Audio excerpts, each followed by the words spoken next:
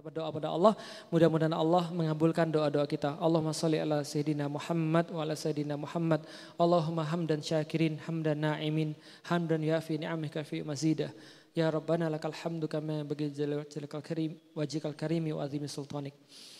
Ya Allah ya Rahman ya Rahim, kami memohon ampun atas seluruh dosa-dosa kami ya Allah. Sebagaimana permohonan ampun daripada Nabi Adam kepada Engkau ya Allah. Rabbana zalamna anfusana wa ilam taghfirlana tarhamna lanakunanna minal khasirin.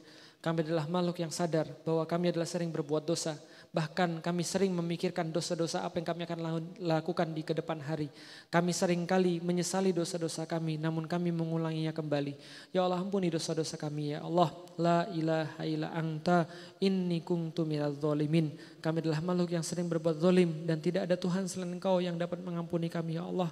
Maka ampunilah dosa-dosa kami. Ya Allah, kami berada di hadapan-Mu ya Allah, orang-orang yang hanya berusaha menjadi suami-suami yang terbaik.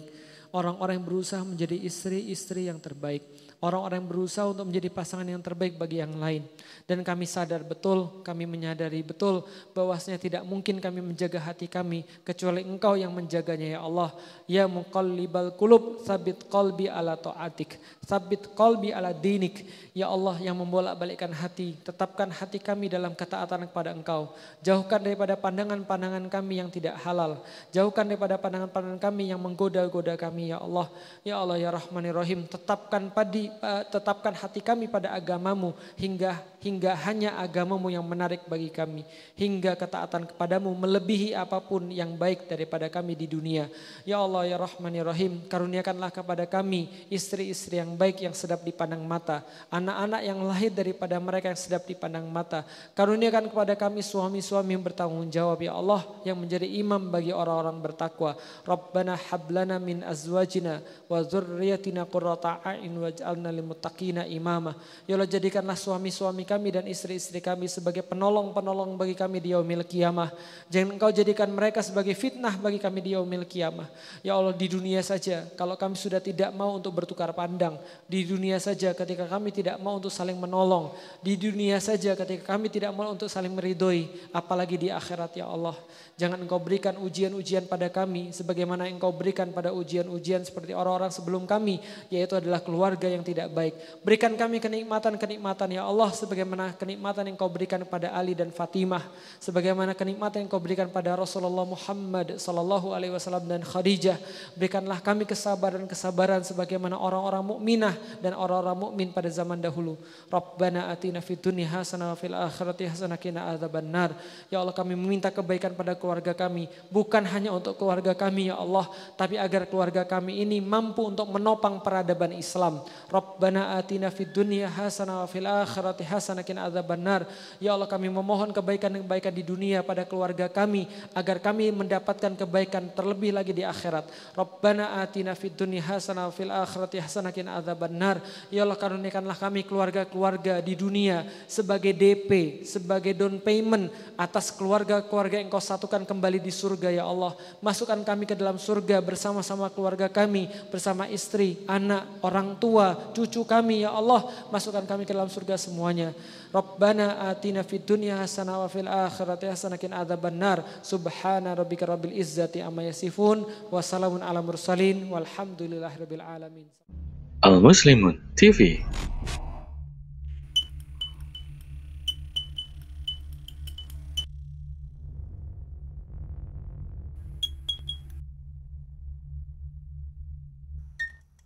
Bismillahirrahmanirrahim. Assalamualaikum warahmatullahi wabarakatuh. Alhamdulillah, puji dan syukur senantiasa kita panjatkan kepada Allah Subhanahu wa taala, Zat yang Maha Baik yang telah mengumpulkan kita semuanya pada hari ini tanpa kurang satu apapun. Dan andai pun ada sesuatu yang membuat kita tidak nyaman pada hari ini, ada sesuatu yang membuat kita mungkin terbatas pada hari ini, mudah-mudahan ini semua Allah jadikan sebagai tambahan-tambahan pahala dan tambahan-tambahan kebaikan. Dialah Allah, tidak ada Tuhan selain Dia. Kepadanya kita menyembah, kepadanya kita senantiasa bersyukur, kepadanya kita memohon ampun, kepadanya senantiasa kita mencoba untuk taat dan selalu berusaha untuk setia pada janji kita yang terutama pada Allah Subhanahu wa Ta'ala, yaitu adalah untuk menuhankan Dia, mengikhlaskan diri kita bahwa tidak ada Tuhan dan tidak ada sesembahan selain Dia.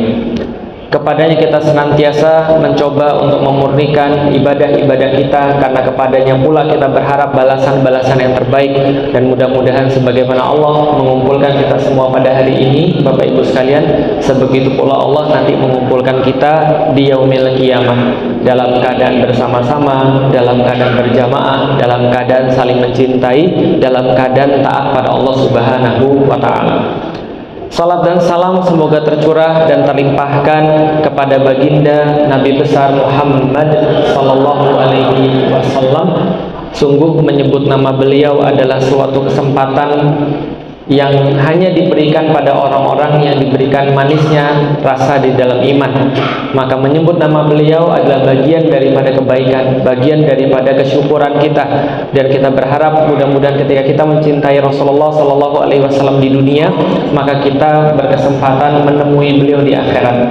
Karena ibu dan bapak sekalian, semaksimal apapun kita mencontohi Rasulullah Shallallahu Alaihi Wasallam, pastilah kita jauh daripada sempurna. Pasti kita jauh daripada yang ideal. Maka kita berharap untuk mengisi celah-celah ketidakidealan itu, kita semua diberikan rasa cinta kepada Rasulullah, sehingga rasa cinta itu bisa menutup lubang-lubang yang tidak ideal ketika kita mencontoh Nabi Muhammad Shallallahu Alaihi Wasallam. Alhamdulillah Bapak Ibu yang insya Allah dirahmati Allah, dimuliakan dan disayangi Allah. Jadi ini pertama kalinya saya untuk hadir di Masjid Al-Muslimun, memenuhi dua undangan. Undangan pertama dari DKM sebagai tetangga, karena saya tinggalnya 4 menit dari sini. Kalau jalan kaki ya sekitar 10 menit lah ya kira-kira. Itu undangan tetangga. Undangan kedua dari guru. Nah, jadi yang tinggal di belakang tetangga Bapak Ibu sekalian juga, Ustadz Fatih Karim itu guru saya. Beliau mengislamkan saya pada tahun 2002. Jadi 2002 saya masuk Islam, dibimbing oleh Ustadz Fatih Karim. Jadi kalau dua undangan ini sudah ada, ya udah kita bertamu ke sini untuk menyapa Bapak Ibu sekalian, dan mudah-mudahan ada manfaatnya. Dan pada hari ini temanya yang lagi viral. Temanya tentang perselingkuhan. Mengapa harus setia? Jawabannya sederhana, ya karena nggak ada pilihan yang lain gitu ya. Kalau mungkin ada pilihan yang lain, mungkin orang akan diuji. Makanya pada hari ini kita pengen bahas tentang pernikahan Bapak Ibu sekalian. Walaupun yang di depan saya ini sudah kelihatannya sudah senior gitu kan ya, sudah kolot gitu ya, sudah nenek-nenek ya. Tapi ini penting banget. Kenapa? Karena gini Bapak Ibu sekalian, umat itu ditentukan oleh kualitas keluarga. Makanya nggak usah orang muslim, orang-orang barat aja mereka mengatakan broken family itu adalah broken nations, itu kata mereka. Jadi rusaknya keluarga itu rusaknya negara. Kenapa? Karena kesatuan terkecil sebuah negara itu adalah keluarga. Kalau keluarganya hancur, maka negaranya otomatis juga akan hancur, cepat atau lambat. Maka pembahasan keluarga ini menjadi sangat penting sekali. Dan kalau kita berbicara tentang keluarga, kalau kita kupas lagi, inti daripada keluarga itu adalah ibu-ibu. Semakin ibu-ibunya senior, semakin kolot, itu semakin inti daripada keluarga. Makanya kata-kata ummah di dalam Islam itu diambil dari kata artinya adalah ummi, artinya adalah ibu. Kalau nggak ada ibu-ibu, nggak ada ummah. Kenapa? Karena kalau tidak ada ibu-ibu, nggak ada yang namanya keluarga. Keluarga itu kalau kita lihat patokannya siapa, itu ibu-ibu. Kenapa ibu-ibu? Nanti kita bakal jelasin. Makanya kita harus tahu dulu bahwa pembahasan ini sangat penting. Karena kalau sudah ada kalau keluarga sudah rusak, maka bangsa itu rusak, negara itu rusak. Contoh, tahu Jepang? Tahu Jepang? Jepang maju atau tidak? Maju. Kereta ambil dari Jepang. barang-barang yang bagus elektronik made in Japan, gitu kan ya. Kalau misalnya kita lihat di timeline, kita lihat di misalnya TV dan segala macam, Jepang itu semuanya bagus. Kartun-kartun kebanyakan berasal dari Jepang. Orang-orang Jepang terkenal pintar dan seterusnya. Tapi masyarakatnya, tapi negaranya rusak atau maju? Lihat baik-baik ya. Fisiknya Jepang itu tinggi. Fisiknya Jepang itu maju, fisiknya Jepang itu keren, tapi sebenarnya hakikatnya Jepang itu sedang berada dalam kemunduran bahkan kebinasaan. Ustadz mengada-ngada, enggak. Orang Jepang sendiri yang ngomong. Karena orang Jepang itu mereka bikin website di internet, judulnya Hitung Mundur Kepunahan Bangsa Jepang. Apa? Hitung mundur kepunahan bangsa Jepang. Itu orang Jepang bikin sendiri. Orang-orang di dunia bikin juga. Mereka bilang kalau Jepang tidak melakukan sesuatu yang radikal, jadi radikal nggak mesti jelek ya, itu orang-orang luar yang bilang. Radikal itu artinya perubahan mendasar. Kalau Jepang tidak melakukan perubahan radikal sampai pada tahun 2030, kata para ahli, maka Jepang berada dalam posisi yang tidak mungkin balik lagi menjadi negara yang bagus. Kenapa? Karena di Jepang orangnya pintar, teknologinya maju, negaranya keren, tapi keluarganya hancur. Keluarganya hancur. Di sana orang-orang Jepang itu lagi berpikir, kita itu mau punya anak atau tidak. Kalau orang Indonesia kan nggak ada masalah ya. Rata-rata orang Indonesia punya berapa anak? 10, itu zaman dulu. Zaman sekarang minimal 3 lah, kalau nggak 2 lah. Biasanya orang Indonesia nyari sepasang, kan ya, cowok cewek. Kalau sudah cowok cewek ya sudah lumayan lah, 2 minimal orang Indonesia.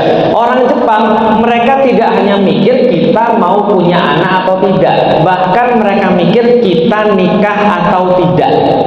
Coba bayangin, kenapa kita katakan kalau orang mikir punya anak atau tidak, nikah atau tidak, kenapa keluarganya bisa rusak? Coba bayangin Bapak Ibu sekalian, lihat ya, ada bapak ibu, berarti 4 orang ya, bapak ibu, itu namanya generasi pertama. Generasi pertama bapak ibu.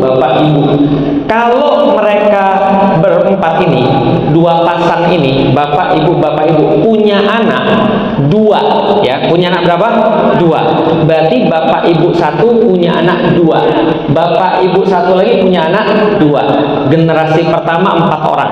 Generasi kedua berapa orang? 4 orang. Sama, beda, kurang atau tambah? Sama. Generasi pertama 4, generasi kedua 4. Kalau generasi pertama ini meninggal semuanya, maka ada generasi 2 yang bisa menggantikan mereka. Tapi jumlahnya sama. Berarti anak 2 itu kalau dalam teori populasi, dalam teori penduduk itu namanya nggak balik modal. Kenapa nggak balik modal? Kan sama Ustadz. Iya sama kalau kalau empat-empatnya hidup. Tapi kalau nggak hidup itu mundur. Jadi kalau sama aja dalam teori populasi itu sudah mundur. Kenapa? Karena yang namanya alam diurus lebih banyak, harus kemudian lebih banyak orang lagi. Ini namanya mundur. Kalau anaknya 2. Makanya kata Rasulullah, punya anak banyak itu penting supaya tadi generasinya itu berkembang, gitu kan ya. Ibu-ibu jualan misalnya modalnya 200.000 hari ini, pulang 200.000 juga uangnya. Itu namanya balik modal atau rugi? Rugi. Kenapa rugi? Lah kita kan capek, paham nggak maksudnya? Berarti kalau lihat populasi Jepang, anak 2 saja itu rugi, bisa dipahami. Lah sekarang anak-anak orang Jepang rata-rata berapa per keluarga? Rata-rata per keluarga anaknya 1,3. Berapa itu 1,3? Berarti 2 aja nggak nyampe. Berarti satu keluarga itu 1 anak. Bayangin, bapak ibu, ya kan ya? Berapa orang? 4. Generasi pertama punya anak masing-masing 1. Berarti generasi 2-nya berapa orang? 2. Kan bapak ibu generasi 1, generasi 2-nya masing-masing punya anak 1. Berarti cuma 2. Dari 4 jadi 2, tinggal setengahnya. Lah ini kalau satu-satu ini nikah mau. Lah kalau satu yang nggak mau nikah, Yang satunya cowok suka cowok, gimana kira-kira?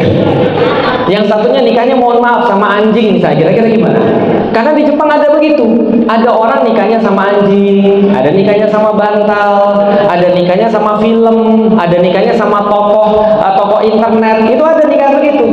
Dan nggak mau punya anak lagi. Inilah yang menyebabkan kehancuran. Bisa dipahami Bapak sekalian. Belum lagi problem-problem yang lain. Nggak mau keluar rumah, main game terus, makan nggak mau, minum nggak mau, nggak hormat sama orang tua, nggak mau kerja.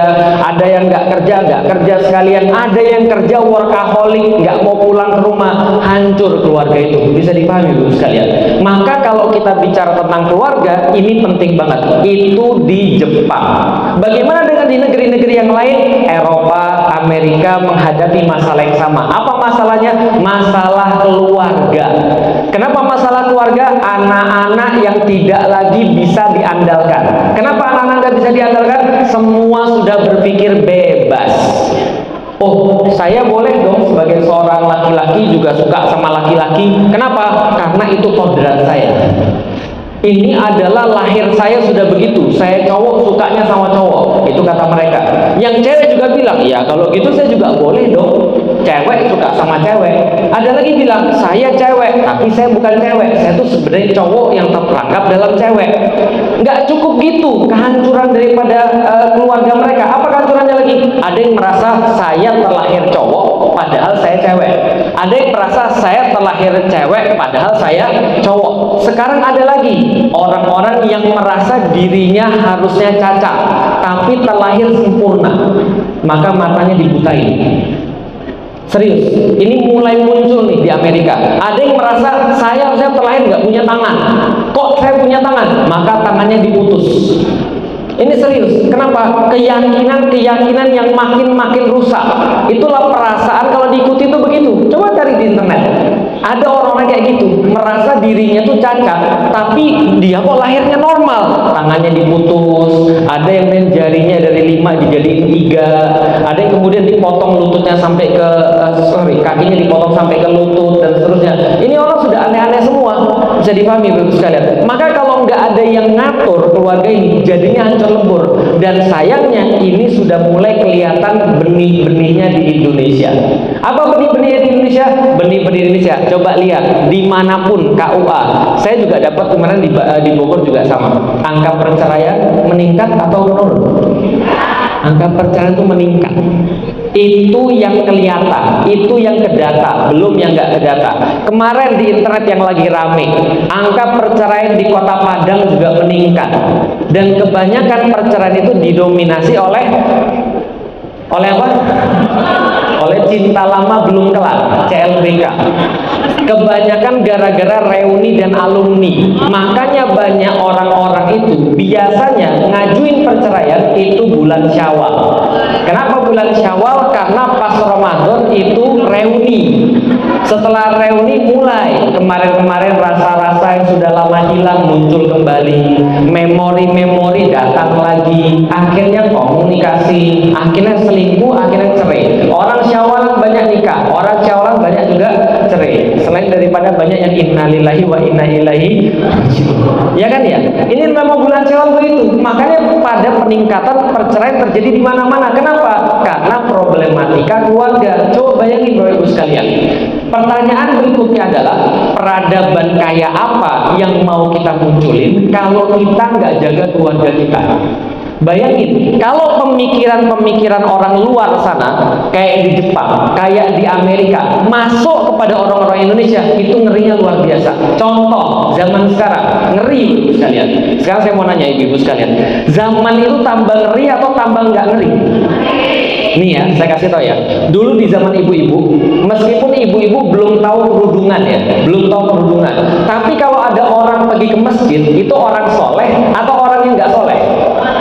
Walaupun nggak pergi ke masjid, walaupun orang tuh nggak sholat, walaupun orang tuh nggak kerudungan, tapi kalau melihat ada cowok ke masjid, itu adalah orang soleh. Zaman sekarang ada cowok ganteng pintar baca Quran datang ke masjid, apa orang bilang? Hati-hati, radikal. Paham ya? Orang ke masjid dicurigai. Zaman dulu ibu-ibu sekalian, meskipun ibu-ibu nggak ngerti ngaji seperti zaman sekarang, tapi kalau ada orang pakai kerudung itu solehah atau nggak solehah? Solehah. Kalau ada orang-orang pakai tank top keluar jalan-jalan, kira-kira diomongin tetangga atau tidak? Itu anak nggak benar, pasti dia punya simpenan, pasti dia punya kerjaan sampingan, walaupun gibah juga kan gitu kan ya. Tapi setidaknya diomongin orang. Zaman sekarang orang mau berpakaian apa saja terserah, hak asasi manusia. Namanya perubahan zaman. Ini trendy. Ini namanya OOTD, outfit of the day. Paham sekalian? Orang semakin telanjang semakin keren. Oke, coba kita lihat. Kalau zaman dulu ada orang yang selingkuh, dijadiin omongan atau tidak? Jangankan orang selingkuh, Pak. Orang yang nggak selingkuh aja kadang-kadang jadi omongan orang. Apalagi orang selingkuh. Zaman sekarang semakin banyak orang selingkuh, semakin dia jantan. Betul nggak? Kenapa bisa begitu? Nanti saya ceritain kenapa bisa begitu. Jadi pembahasan kita ini pembahasan yang agak sulit. Pembahasan tentang setia itu pembahasan yang sulit.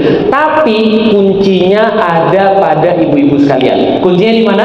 Ibu-ibu sekalian. Tapi kan saya sudah nikah, Ustaz. Justru itu pentingnya. Tapi saya kan sudah tua, Ustaz. Justru itu pentingnya. Kenapa? Karena generasi ke depan itu tergantung ibu-ibunya. Kalau ibu-ibunya kacau, generasi ke depannya pasti kacau. Makanya Allah sampaikan di dalam Al-Quran, sesungguhnya laki-laki itu kayak petani. Pernah dengar laki-laki kayak petani? Laki-laki kayak petani, kata Allah di dalam Al-Quran, sedangkan perempuan kayak ladang. Maka petani itu boleh mendatangi ladangnya dari mana saja yang dia suka. Itu perumpamaan. Perempuan itu kayak tanah tempat bertanam, laki-laki itu kayak petani yang nanam. Artinya, tanah itu punya kemampuan dan menentukan tanaman apa yang tumbuh di sana. Betul? Maka di dalam Al-Quran diumpamakan ada tanaman-tanaman yang tumbuh di tanah-tanah yang gersang kayak pasir. Dia balik cuma lumpur berkecambah, terus kering, terus mati. Kenapa? Karena tempat tanahnya nggak bagus. Tapi ada benih-benih yang tumbuh di tanah yang gembur dan bagus, kata Allah di dalam Al-Quran. Maka dia dijaga oleh tanah itu, kemudian dia memunculkan pohon yang baik, memunculkan buah-buahan yang baik. Itu semua maksudnya adalah apa? Perempuan menentukan anak yang nanti akan jadi. Artinya laki-laki itu bisa nanam, benihnya bisa bagus, benihnya bisa gak bagus, bukan gak bagus, benihnya bisa biasa. Tapi nanti kualitas tanah itu yang menentukan. Bisa dipahami ibu sekalian. Maka saya pengen kasih tahu, ini ayat yang biasanya sampai di bidang pernikahan. Wa min ayatihi an khalaqalakum min anfusikum azwajan litaskunu ilaiha wa ja'ala bainakum mawaddatan warahmah inna fi dzalika laayatin liqaumin yatafakkarun. Ibu-ibu, bapak-bapak sudah hafal. Ayat-ayat ini biasanya ada di surat-surat undangan nikah. Tapi tidak banyak yang paham ini termasuk salah satu rahasia orang bisa setia. Orang bisa setia secara sederhana, materi kita pada hari ini dipengaruhi oleh 3. Dipengaruhi berapa? 3. 1, kekuatan individu. Ini ayat ini rahasianya. 2, kekuatan jamaah. Yang ketiga, kekuatan syariat yang diterapkan oleh sebuah negara. Oke, yang pertama apa namanya? Kekuatan individu. Yang kedua apa? Kekuatan daripada jamaah. Yang ketiga, kekuatan syariat yang diberlakukan oleh sebuah negara. Yang pertama, wa min ayatihi an khalaqalakum min anfusikum azwaja. Allah mengatakan di dalam Al-Quran, lihat termasuk ayat-ayat saya, termasuk tanda-tanda kekuasaan saya. Artinya Allah itu akan mewujud di dalam diri seseorang ketika dia mampu untuk menemukan pasangan yang satu level, dari golongan kalian, dari level kalian, yang menjadi pasangan-pasangan kalian sendiri. Litaskunu ilaiha. Kalau Anda sudah memiliki pasangan yang sama, pasangan yang sekufu, pasangan yang selevel, Anda akan mendapatkan sakinah. Jadi kalau kita doain orang-orang yang menikah, sakinah mawadah warahmah ya, samawa ya, kan gitu kan ya, sakinah mawadah warahmah ya. Sebenarnya di dalam Al-Quran yang kita doa itu cuma sakinah. Mawaddah warahmah itu bonus daripada sakinah. Sakinah itu apa? Sakinah adalah artinya tenang di dalam Al-Quran. Tenang itu seperti apa? Contoh, ibu-ibu dan bapak-bapak belajar pas di TPA, belajar baca Quran, belajar. Kalau kita harus diem, ada tanda bulat di atas, itu namanya tanda apa? Tanda apa? Bahasa Sunda itu ya. Ketanda apa? Wakof. Atau tanda apa? Sukun. Sukun atau berhenti atau wakof. Betul kan ya? Berarti kalau ada bulat di atas namanya sukun. Sakinah sama sukun itu artinya sama. Artinya apa? Wakof, berhenti, jangan dilanjut. Artinya apa? Ini lihat ini meja nih. Ini meja sakinah. Ini meja berhenti, stabil, nggak bergerak, nggak bergoyang. Kenapa? Dia punya 4 kaki. Kalau bayangin dia punya 2 kaki, kira-kira dia bisa berdiri kayak begini nggak? Nggak bisa. Sakinah artinya khalas. Sakinah artinya berhenti. Sakinah artinya tenang seperti meja. Dalam bahasa Indonesia artinya stabil. Paham ya? Sakinah artinya stabil. Lawan daripada sakinah, gerusa-gerusu. Itu kalau kata orang Jawa. Kalau kata orang Bogor apa nih? Kalau begini apa nih? Iya, pokoknya goyang, nggak tenang. Apa namanya? Nggak apa ya? Gelisah.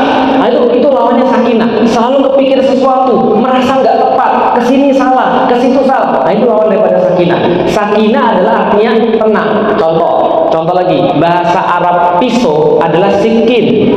Sikin, sukun, sakinah artinya sama, tenang.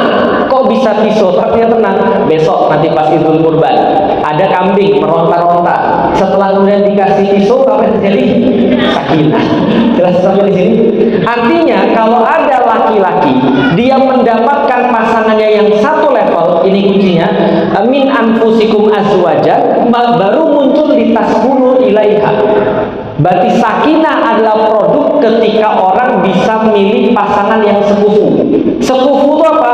Satu visi, satu misi, satu tujuan. Ingat baik-baik, dari segi individu kita perlu belajar supaya orang itu bisa setia. Dari segi individu adalah orang harus punya visi, orang harus punya tujuan mau kemana. Kalau dia nggak punya tujuan, sudah jangan sama orang kayak begitu. Kenapa? Mesti nanti nggak sakinah. Contoh Felix Xiao misalnya. Felix Xiao pas belum masuk Islam. Kira-kira pas saya belum masuk Islam dengan pas saya sudah masuk Islam, tujuannya sama atau beda? Beda. Sebelum saya masuk Islam, pas saya masih masuk ke IPB, saya ingat banget pacar saya waktu itu bilang, "Lik, jangan-jangan nanti kamu selingkuh di Bogor. Kamu nanti di situ sama cewek yang lain." Saya bilang sama pacar saya waktu itu, "Nggak mungkin saya suka sama anak-anak petani." Kenapa? Karena saya merasa orang kota. Karena saya merasa petani itu bermasalah.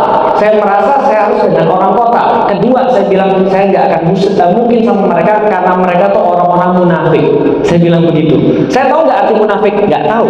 Tapi yang saya tahu adalah mereka tuh kerudungan doang. Yang penting kan hubungan kita sama Tuhan kan, ya kita sama Tuhan udah nggak usah dipamer-pamerin. Ngapain sih harus munafik? Paham? Sebelum saya Islam, saya nggak suka Islam. Saya nggak suka orang kerudungan. Saya nggak tahu mana yang baik, mana yang jahat. Ketika saya ditanya, untuk apa saya berkeluarga? Saya akan jawab, saya berkeluarga supaya nanti saya bisa punya anak, supaya nanti saya bisa punya istri dan seterusnya. Tapi saya nggak punya tujuan sama sekali. Orang nggak punya tujuan biasanya bingung mau ngapain. Beda ketika sudah nikah. Sudah nikah, saya sudah punya tujuan, sudah punya standar. Beda ketika sudah Islam. Saya punya tujuan, saya punya standar. Masuklah saya ke Islam. Setelah masuk ke Islam, saya putus pacaran.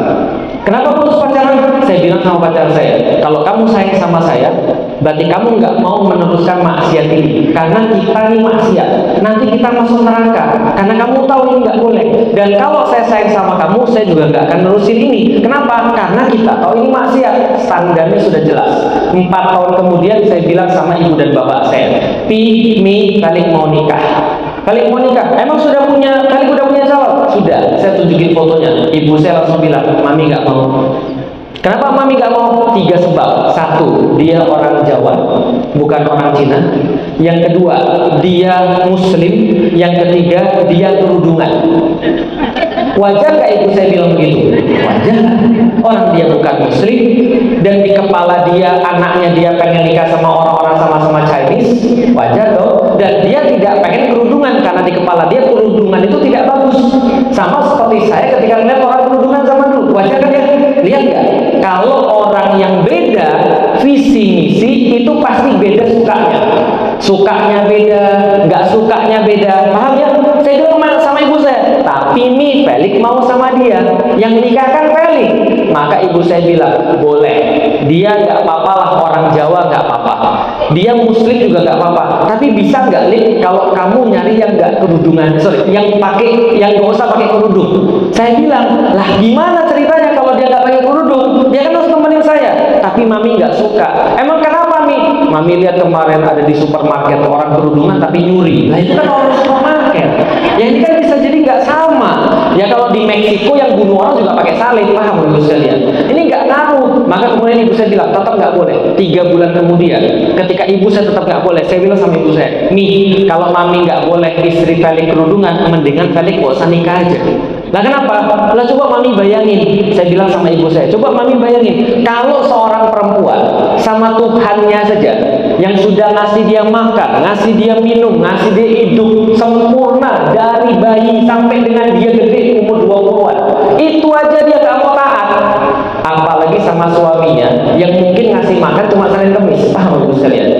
Kerudungan itu kan tanda taat kepada Tuhannya, tanda terima kasih pada Tuhannya. Lah kalau sama Tuhan aja dia nggak terima kasih, apalagi cuma sama suaminya.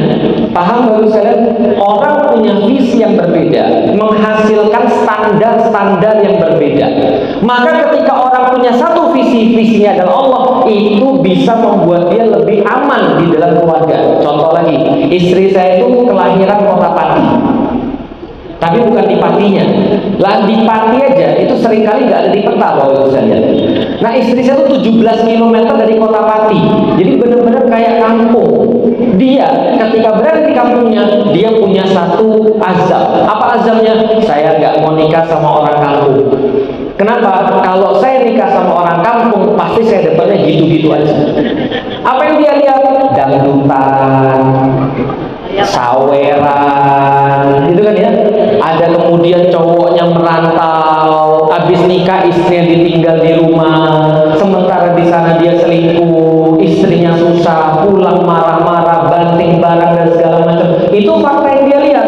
Maka dia mikir, kalau saya nikah sama orang-orang kampung, yang saya dapat model-model begini. Maka dia pikir, gimana saya bisa mendapatkan satu laki-laki yang baik? Berarti laki-laki ini nggak boleh cuma takut sama saya. Karena kalau takut sama saya, dia bisa cari di puncak. Kalau dia cuma takut kelihatan mata saya, dia bisa lewat handphone, bisa lewat Instagram, DM, gak usah kelihatan karena pakai password. Gitu kan ya? Berarti harus yang takut sama selain saya, harus yang beragama. Maka dia cari orang yang visinya beragama. Orang yang visinya jelas itu lebih kuat di dalam rumah tangga. Contoh, bukan berarti ustadz pasti nggak ada yang selingkuh, bukan. Nanti saya cerita. Kenapa ustadz bisa ada yang selingkuh? Nanti saya cerita. Itu nanti bahasan berikutnya. Tapi bahasan di awal, secara umum, kalau orang itu secara individu kuat, dia bisa untuk tidak tergoda dengan hal-hal yang negatif. Contoh lagi misalnya, contoh bagus sekalian. Lihat ya. Sekarang saya mau nanya, ibu-ibu yang punya anak perempuan siapa? Katakan. Yang punya anak perempuan, bagus. Yang masih jomblo, perempuan yang masih jomblo. Nah, laki-laki nggak saya tanya, perempuan aja. Oke, yang jomblo perempuan ya, sekarang saya tanya. Baik yang punya anak perempuan atau yang jomblo perempuan, mau punya suami yang baik atau yang jahat? Yang ngasih duitnya banyak atau ngasih duitnya pelit? Banyak. Yang ganteng atau yang jelek? Oke, yang soleh atau yang salah? Mau yang selingkuh atau yang nggak selingkuh? Yakin? Oke, sekarang saya tanya, berapa banyak cowok selingkuh? Ya, berapa banyak? Nggak terhitung. Oke, ada penelitiannya Bapak Ibu sekalian. Ada penelitiannya. Penelitiannya kemarin sekitar tahun 2017. Itu judulnya agak bombastis. Apa judulnya agak bombastis? 3 di antara 2 laki-laki selingkuh. Bingung ya? Saya ulangi ya. Judulnya agak bombastis. 3 di antara 2 laki-laki selingkuh. Maksudnya apa? saking banyaknya. Saking banyaknya. Sekarang saya mau nanya. Oke, Bapak Ibu sekalian, semua orang cewek-cewek kalau ditanya mau laki-laki selingkuh atau tidak, jawabannya pasti tidak. Gitu kan ya. Lah Ustaz, kalau selingkuh sakitnya luar biasa Ustaz. Itu pokoknya kita nggak mau percaya dengan kehidupan dan segala macam. Sakit banget Ustaz. Walaupun saya nggak tahu gimana rasanya, tapi saya bisa memahami lah. Pasti sakit banget. Semua cewek nggak ada yang mau selingkuh. Betul begitu? Semua cewek nggak ada yang mau diselingkuhin. Tapi lucunya adalah cewek-cewek ini nyari pacar yang memang pacar itu potensinya selingkuh. Kok bisa gitu? Sekarang saya nanya, pacaran sama selingkuh itu beda atau sama? Beda atau sama? Sama atau beda? Nih kita lihat ya. Pacaran pegang tangan. Sudah dinikahin atau belum? Belum. Selingkuh sama, pegang tangan juga belum dinikahi, betul kan? Pacaran gombal-gombalan, ya kan ya? Sudah dinikahi atau belum? Belum. Selingkuh sama atau tidak? Sama. Pacaran misalnya ada yang sewa hotel, padahal belum nikah. Selingkuh sama atau tidak? Sama. Bagi pacaran sama selingkuh sama atau tidak? Berarti siapa yang nyari suami itu lewat jalur pacaran, itu nyari suami yang potensi selingkuh. Lah kenapa? Udah latihan dia. Pas pacaran dia udah latihan, megang tangan bukan mahram, gak usah pakai akad, gitu kan ya. Megang tangan tanpa konsekuensi, ngajak pergi ke hotel tanpa konsekuensi. Nah, itu udah latihan. Maka hati-hati, karena orang-orang yang dia nggak takut sama Allah sudah pasti nggak akan takut sama Anda. Nah sama Allah jadi nggak takut kok. Allah dia nanti ngasih azab, dia nggak mikirin. Apalagi cuma sama istri, sama Allah aja. Hayya 'alas shalah, nanti aja lah. Apalagi istrinya, gitu kan ya. Angke kumaha, gitu kan ya. Nanti aja gimana terserah. Yang penting sekarang saya senang, kan gitu kan ya. Lah kenapa? Karena orang sudah terlatih untuk bermaksiat sebelum nikah, itu bisa bermaksiat setelah nikah. Bisa dipahami sama ciri bagus sekalian. Tapi kalau ada orang beragama, saya sama istri saya misalnya, kira-kira kalau saya mau selingkuh bisa atau enggak? Tapi permasalahannya bukan selingkuh nggak selingkuh, nyelingkuh istri mah gampang loh sekalian. Nggak bisa di sini di puncak, nggak bisa sekarang besok, nggak bisa lewat offline, online, nggak bisa lewat apapun, bisa lewat pemikiran dan segala macam, gampang banget. Tapi masalahnya yang saya takut bukan istri saya. Istri saya semengeri-mengerikannya, paling diracun mati saya.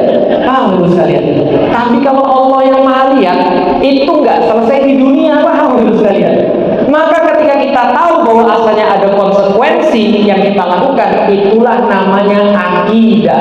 Akidah adalah keyakinan betul-betul bahwasanya setiap perbuatan Anda itu nanti Anda akan dapat hasilnya. Contoh keyakinan ya. Sekarang saya mau tanya, pas Ramadan kemarin di masjid ini lebih banyak orang tua atau orang muda? Kenapa lebih banyak orang tua? Kenapa lebih banyak orang tua? Karena mereka yakin. Karena mereka yakin. Kenapa mereka yakin? Ya Ustaz, saya ini sekarang udah umur 73 Ustaz. Alhamdulillah Ustaz, sudah 10 tahun bonus Ustaz.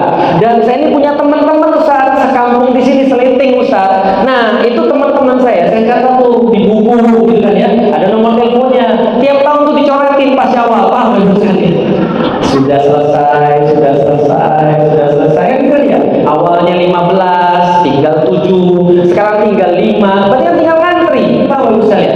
Semakin orang dia yakin bahwa dia akan kembali kepada Allah, dia semakin rajin ibadah. Semakin dia yakin dia akan kembali pada Allah, maka dia semakin akan menjauhi maksiat. Maka keyakinan kita menentukan persiapan kita. Tahu nggak kenapa saya takut selingkuh Bapak sekalian? Betul. Jangan sampai besok berita Felicia mati di punggung pelacur. Kan ngeri. Gimana anak saya nanti? Gimana nanti orang-orang bilang? Dan terutama bagaimana nanti Allah? Kenapa kita mati dalam keadaan bermaksiat? Karena kita akan ketemu Allah, kita dan Bapak Ibu tahu neraka toh? Neraka itu gak enaknya di mana? Di panas. Panas ya jelas gak enak. Tapi ada pikiran saya yang lain tentang neraka. Bukan masalah panasnya doang. Tahu nggak pikiran saya di neraka itu apa? Khalidina fiha. Itu pikiran saya. Kenapa? Karena panas. Oke lah panas. Karena panas itu kan tidak terbayangkan ya. Tapi jelas itu adalah sebuah siksaan panas itu. Tapi problemnya yang saya pikirin khalidina fiha. selama-lamanya, itu yang saya pikirin. Lah kenapa kita selama-lamanya disuruh makan sate aja enak? Apa maksudnya? Selama-lamanya disuruh makan bakso aja nggak kuat, apalagi selama-lamanya dibakar. Paham sekalian? Suruh duduk nggak ngapa-ngapain aja 2 jam aja mikir, kita stres kita, apalagi di sana selama-lamanya. Nah itu saya nggak sanggup. Maka ketika saya kemudian hidup di dunia dan saya yakin akan kembali pada Allah, itu namanya akidah. Orang akan terhambat untuk bermaksiat. Setiap kali dia bermaksiat dia akan mikir, gimana kalau ini yang terakhir? Gimana kalau ini yang terakhir? Maka kunci di dalam rumah tangga kita itu senantiasa bisa baik adalah mikir kalau ini yang terakhir. Serius, saya sama istri saya selalu bilang begitu. Saya mau pergi, saya bilang, Dek, Abi mau pergi keluar kota, Dek, Abi mau ngisi. Mohon maaf ya kalau ada salah. Kalau saya lagi ribut sama istri saya, which is every day gitu kan ya, yang mana saya selalu ribut sama istri saya setiap hari, maksudnya gitu kan ya. Nah ketika saya ribut sama istri saya selalu bilang, jangan sampai kita keluar rumah dalam keadaan kita nggak ridho sama pasangan kita. Kenapa? Ada hadisnya Bapak Ibu sekalian. Kalau andaikan seorang suami meninggalkan istri dalam keadaan tidak ridho, maka itu dosa itu nggak bakal kehapus. Kalau seorang suami keluar rumah, pulang dia masih hidup nih, belum tentu istrinya masih hidup. Tahu ya sekalian? Kalau istrinya nggak hidup nih, sudah meninggal, istrinya bawa dosa yang belum dimaafkan dan belum diridhoi oleh suaminya. Jangan sampai kita mati dalam keadaan nggak hidup. Maka saya bilang sama istri saya, gimana kalau ini adalah pertemuan kita yang terakhir? Apa kita ridho meninggal dalam keadaan kita marah? Maka kalau kita tahu bahwasanya besok kita bakal mati atau belum tentu kita pasti maafin siapapun, betul? Maka kunci daripada kita berkeluarga akidah, yakin bahwasanya akan kembali pada Allah, yakin bahwa Allah itu adalah satu-satunya tempat kita cari ridho. Kita bukan hanya mencintai istri, bukan hanya mencintai suami. Cinta itu ada batasnya, Bapak Ibu sekalian. Sudah pada nikah? Sudah tahu cinta itu ada batasnya? Sudah tahu ya? Sudah tahu bahwa rumah tangga nggak cukup cuma cinta? Sudah tahu. Itu orang-orang sudah nikah. Kalau orang belum nikah itu cinta segala-galanya. Orang sudah nikah tahu cinta itu ada batasnya. Contoh, siapa pernah ribut sama suaminya? Sering ya, saya juga sama. Tiap hari saya ribut sama istri saya. Tapi coba lihat, di dalam Islam Rasul ngajarin kita bahwa kita mencintai istri kita bukan semata-mata karena istri kita, tapi karena Allah. Sama seorang istri mencintai suaminya bukan semata-mata karena suaminya, tapi karena Allah. Kenapa? Karena penting banget pas cekcok. Karena pas cekcok itu sudah gak ada cinta, yang ada gengsi, yang ada sentel. Paham Ibu sekalian? Umi mau makan apa? Jawabannya terserah. Cewek-cewek kan gitu kan. Itu cowok-cowok paling nggak mampu tuh mendengar kata terserah itu. Terserah, ya udah, saya berusaha sabar. Gimana kalau kita makan ayam aja? Kemarin sudah makan ayam. Ya udah kita makan gado-gado aja. Gado-gado nanti sakit perut gimana, sayur? Ya udah ikan aja. Kalau ikannya dapatnya amis gimana? Ya terus mau makan apa? Terserah. Sekali. Ayam nggak mau, gado-gado nggak mau, ikan nggak mau, tapi jawabannya terserah. Ya udah nggak usah makan, udah nggak usah makan aja. Ditanya dari tadi susah banget.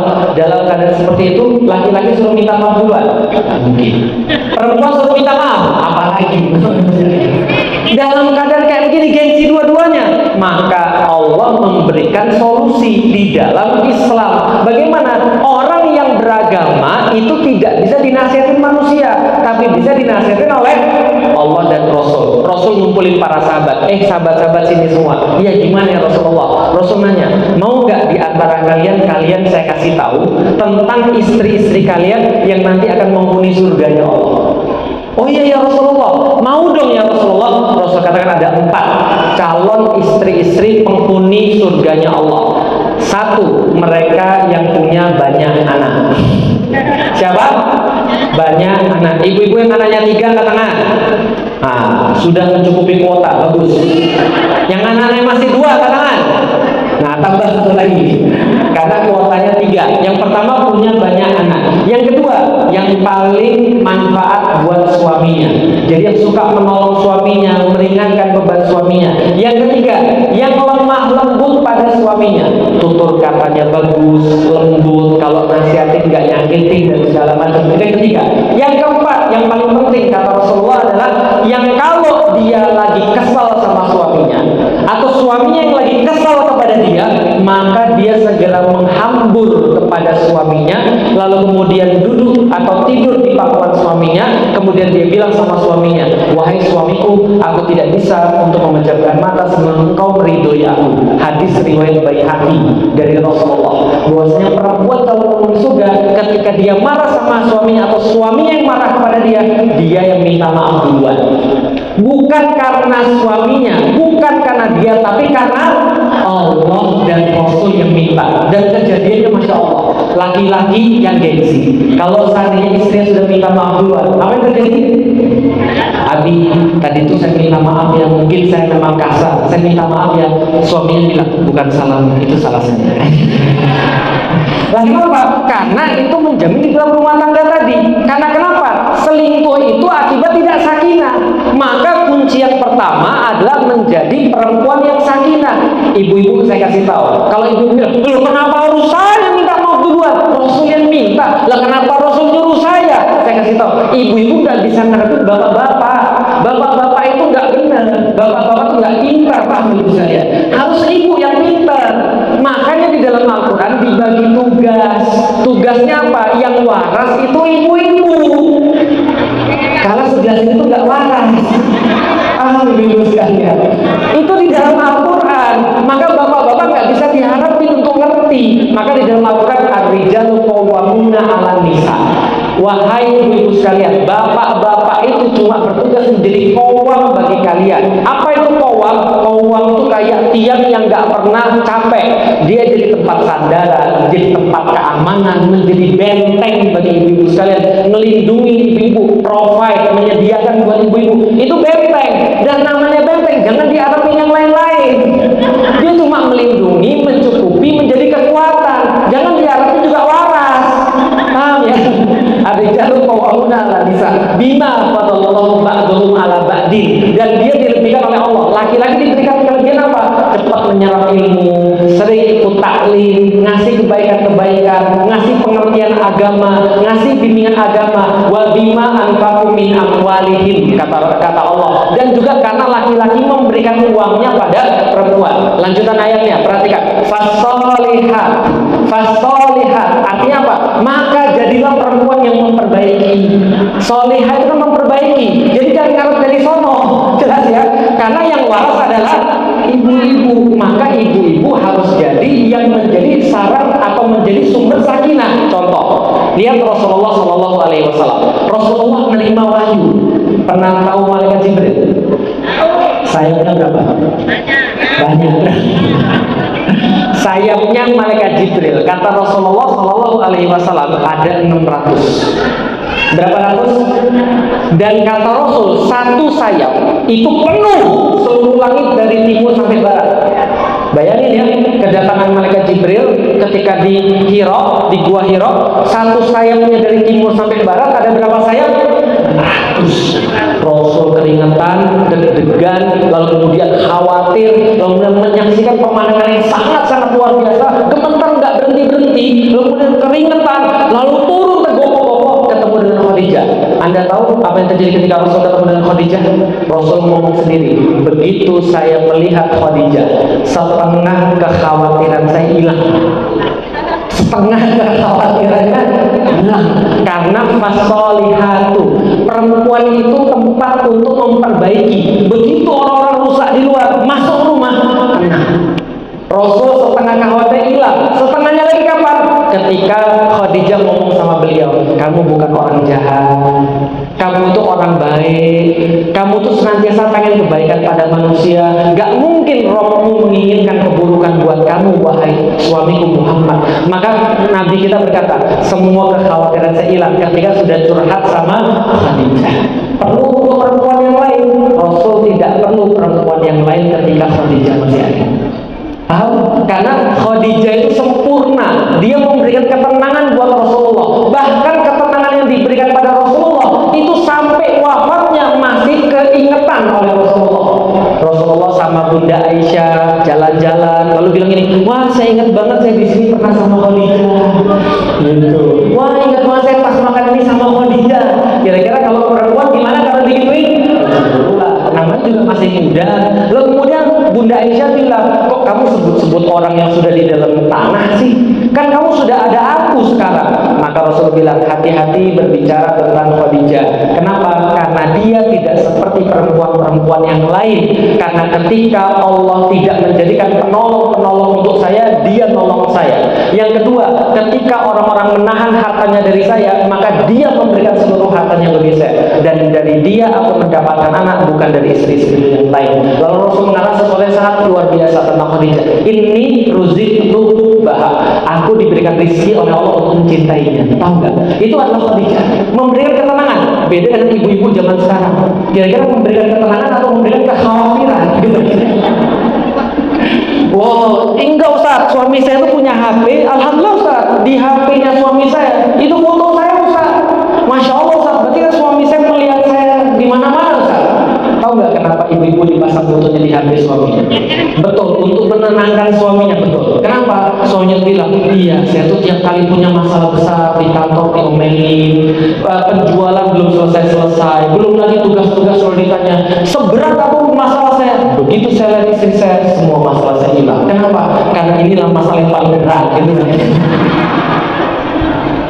Lah, ini tugasnya ibu-ibu. Gimana caranya agar rumah itu jadi rumah? Lihat ya, rumah dalam bahasa Arab al-bait. Tapi bukan hanya al-bait, tapi juga maskanah. Apa nama rumah dalam bahasa Arab? Maskanah, artinya kediaman. Maskanah artinya kediaman. Jadi kalau orang Arab nanya di mana rumah Anda, dia akan nanya maskanahnya di mana? Maskanah. Maskanah asal katanya dari sakinah. Artinya bagi suami-suami, dia nggak punya rumah nggak apa-apa, asal punya istri yang solihah. Jelas sampai di sini? Nah, itu pembahasannya panjang tuh. Gimana jadi istri yang solihah? Itu pembahasannya panjang. Nanti kapan-kapan kita lanjutkan. Tapi yang jelas pertama adalah akidah. Pilar pertama adalah pilar individu. Orang itu harus soleh. Orang itu harus soleha. Laki-laki harus tahu tugasnya apa. Perempuan harus tahu tugasnya apa. Baru rumah tangga itu bisa jalan. Tapi tidak cukup. Tidak ada satupun orang-orang soleh yang cukup soleh sendiri. Tidak ada satupun orang yang dia bisa sendirian untuk menghadapi cobaan-cobaan dan ujian-ujian dari syaitan. Dan saya kasih tahu, syaitan berjanji di dalam salah satu hadis, kerjaan dia yang paling paling bergengsi adalah memisahkan orang-orang yang sudah nikah. Serius. Jadi pernah ada dalam satu hadis, ada iblis kerjaannya apa? Buat orang maling, biasa aja.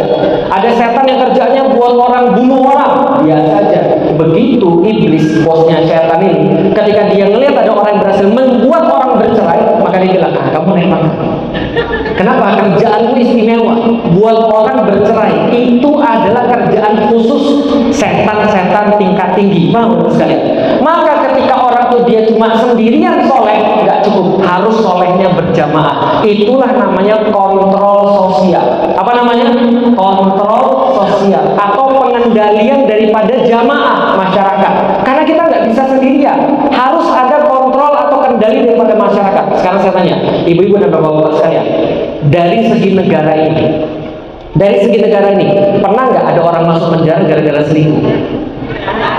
Ada nggak orang masuk penjara gara-gara selingkuh? Berarti selingkuh di negara ini kejahatan atau bukan? Di negara ini selingkuh kejahatan atau bukan? Nggak ada orang masuk penjara gara-gara selingkuh. Kenapa? Suka sama suka. Apa masalahnya? Nggak ada yang salah. Betul kan ya? Yang salah kalau istrinya ngelapor, merasa rugi. Nah itu baru hukumannya gara-gara. Tapi nggak ada hukuman orang selingkuh. Ada orang berzina padahal sudah punya suami. Ada orang berzina padahal sudah punya istri. Tersiar kemana-mana. Masuk penjara nih orang yang berzina. Tapi apakah gara-gara berzina dia masuk penjara? Bukan. Gara-gara menyebarkan video. Gara-gara menyebarkan video zina, bukan gara-gara berzina. Paham sampai di sini? Di negara ini zina tidak bisa dihukum. Di negara ini selingkuh nggak bisa dihukum. Berarti satu-satunya hukuman adalah kontrol sosial, hukuman dari masyarakat. Hukuman dari namanya adalah norma masyarakat, adat istiadat. Itu satu-satunya hukum. Sekarang ketika zaman sosial media, hukuman kontrol sosial ini sudah mau dihapuskan. Kenapa? Udah dianggap biasa. Biasa aja. Udah gitu-gitu udah biasa. Dan melihat orang bukan sama-sama marah, biasa. dimaklumi. Berarti masalahnya apa ketika kita lihat banyak sekarang kasus-kasus perselingkuhan? Pemakluman. Pernah dengar ada seorang yang nikah, kukira engkau adalah menjadi raja daripada surga sana. Kukira engkau adalah jawaban daripada doa-doaku selama ini. Tapi ketika aku menikahimu, ternyata engkau merusak masa depanku dengan orang yang paling aku cintai, ibuku sendiri. Dan itu kan ya. Pernah dengar ada yang ramai di sosial media kayak gitu? Diekspos kemana-mana. Kasus perselingkuhan diekspos kemana-mana. Enggak yang laki-laki, enggak yang perempuan. Jadi konten. Paham ibu sekalian? Orang-orang lihat itu jadi apa? Oh, jadi konten biasa. Ini bahaya banget. Zaman dulu kita melihat orang berzina itu jijik. Zaman dulu kita melihat orang berzina itu ini orang aib, gitu kan ya. Sekarang dibuka seolah-olah sesuatu yang biasa. Wah, sayang banget udah cantik-cantik diselingkuhin, gitu. Terus emang kalau jelek boleh diselingkuhin? Pembicaraan kayak gini-gini nih, paham gak sih maksudnya? Pembicaraan yang bukan didasarkan atas nama agama lagi, janda jadi mainan, gitu ya. Yang selingkuh jadi jantan, seolah-olah dia bisa kemudian melakukan apapun. Ini bahaya banget. Ini namanya kontrol sosial. Sudah nggak ada lagi sanksi sosial. Jadi orang-orang ketika melakukan satu keburukan, dia merasa baik-baik saja di masyarakat. Harusnya orang-orang kayak gini jangan diundang dulu, jangan dibicarain dulu, jangan dijadikan sebagai exposure dulu. Kenapa? Ini orang bermasalah, Bapak Ibu sekalian. Paham nggak sih, Bapak Ibu sekalian? Nah, sekarang ini tidak dilakukan, kontrol sosial sudah nggak ada. Kalau kontrol sosial itu ada, insya Allah semua akan berlaku baik-baik saja. Coba bayangin, kalau orang-orang soleh ini ngumpul jadi satu, semua akan baik-baik saja atau tidak baik-baik saja? Baik-baik saja. Contoh ya, RT saja, RT di sini kompak misalnya satu RT atau satu RW kompak, ada banyak sekali maksiat-maksiat yang bisa dihindari. Betul begitu? Di tempat saya kemarin, tiba-tiba pas saya lagi pergi ke Turki, tiba-tiba ada tempat yang dijadikan tempat minum minuman keras. Langsung kita protes, nggak boleh di sini. Kan bukan hanya masalah khamar, karena khamar itu biasanya temennya ada dua. Kata orang Amerika ada 3 temenan: seks, drugs, crime. Kriminal selalu temenan sama narkoba, narkoba selalu temenan sama seks. Homer itu narkoba. Berarti kalau misalnya ada di satu tempat nggak boleh. Ya kayak gini-gini masyarakat harus peduli. Kalau masyarakat nggak peduli, wajar aja kalau seandainya nanti suami-suaminya tertarik. Jadi mari ibu sekalian, ini namanya kontrol sosial. Coba lihat sosial media, itu kan paling banyak tuh cewek-cewek yang sekarang saya bilang exposure tadi. Paham sekarang sosial media semua orang bisa akses, semua orang bisa lihat, semua orang bisa kemudian menyaksikan. Cewek-cewek di sana nggak ada kontrol sosial. Kalau misalnya mereka ada kontrol sosial bareng-bareng, jangan kayak gitu, udah jangan posting-posting kayak gini. Posting-postingnya semuanya apa sekarang? Mesum, mengerikan. Sementara diributkan soalan kita adalah soal radikalisme, terorisme. Padahal pornografi itu sudah masuk sampai ke keluarga-keluarga. Ada cewek-cewek posting, mohon maaf, postingan soalan ranjang. Dia bilang ini pendidikan. Apa salah saya dan segala macam. Nah itu problematikanya. Itu nomor 2, kontrol sosial. Yang ketiga, syariat. Sekarang saya mau jelasin tentang syariat misalnya. Pernah pergi ke pasar? Pernah pergi ke pasar yang becek, jorok dan bau? Pernah. Saya kalau di Palembang, itu dulu ada pasar namanya pasar buah di Palembang. Pasar buah itu masya Allah, apalagi bagian belakangnya itu jualan ikan, jualan ayam, jualan sapi, jualan babi, ngumpul di situ. Bayangin kalau habis hujan, kira-kira gimana? Aduh, itu baunya nauzubillah min dzalik. Tahu saya yang belum muslim aja nggak tahan, apalagi kalau sudah muslim.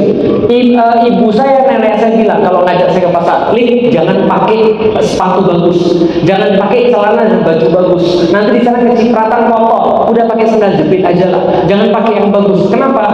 Mau pergi ke pasar bau jorok bin becek. Kalau ada orang pergi ke pasar jorok bau bin becek, kita ngeliat banyak orang-orang mudah di situ. Banyak, jangan yang muntah jadi situ itu saja. Betul? Karena bau.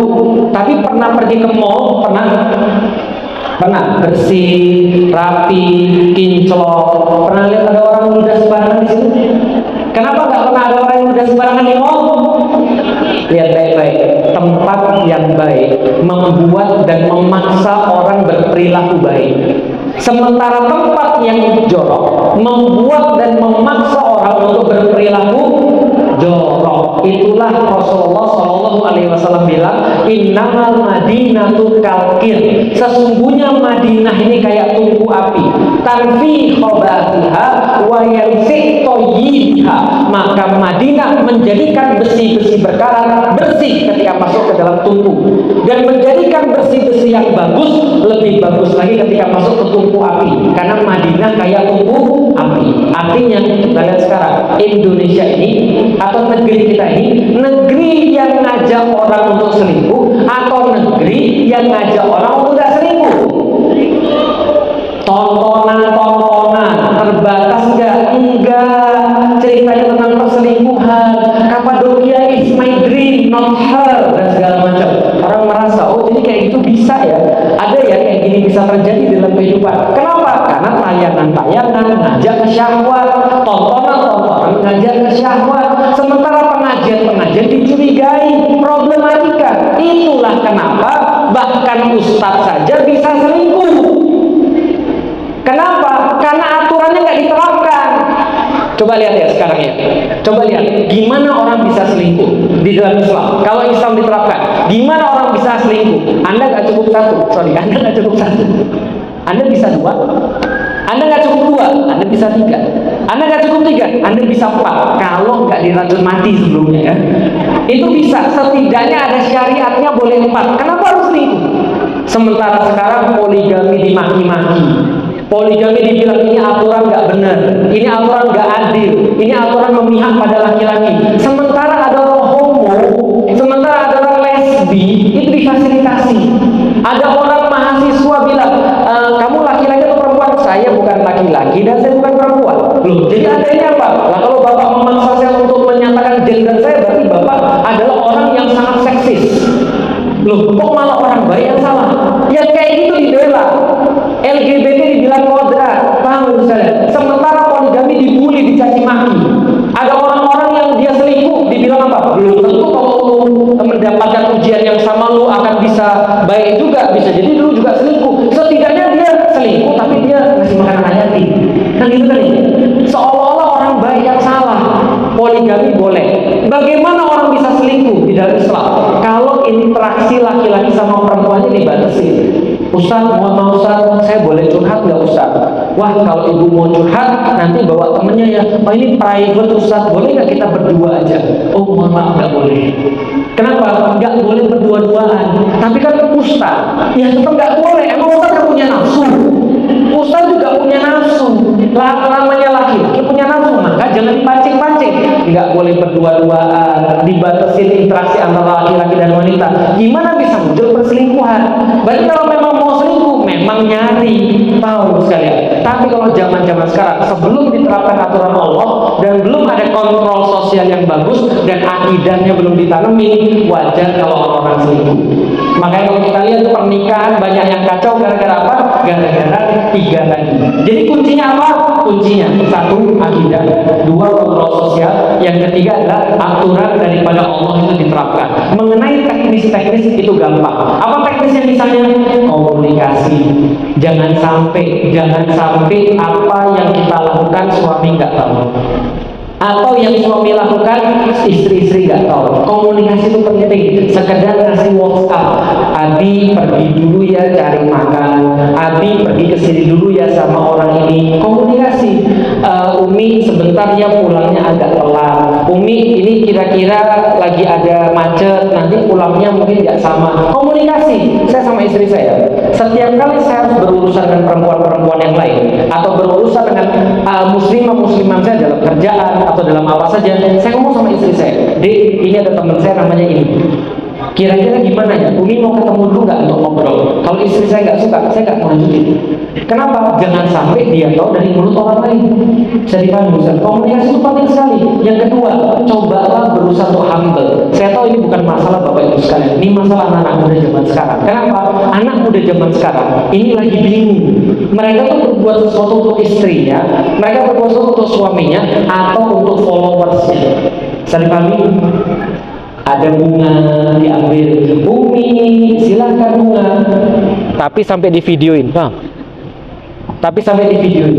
Nih, Umi silakan nih ada bunga, Masya Allah Abi, gitu kan. Tapi di video jadi konten, di upload. Itu untuk upload untuk followersnya atau itu untuk istri? Followers. Hati orang kita nggak ada yang tahu. Tapi kalau saya jadi suaminya, lalu kemudian istri saya kemudian bilang, Abi ini masakan aku Umi untuk Abi, coba dinikmati Abi. Saya bilang, nikmati dulu bisa nggak sih? Kenapa? Karena saya merasa terbagi nih. Karena saya merasa ini untuk saya atau untuk followermu. Saya dipahami nggak sih maksudnya? Ini ada problematika. Kenapa? Karena kita mencari kepuasan di luar, bukan mencari kepuasan pada istri sendiri. Kita mencari kepuasan dari like orang, kita mencari kepuasan dari mana komentar orang. Masya Allah relationship goals banget, Masya Allah sisain satu untuk saya ya, dan segala macam.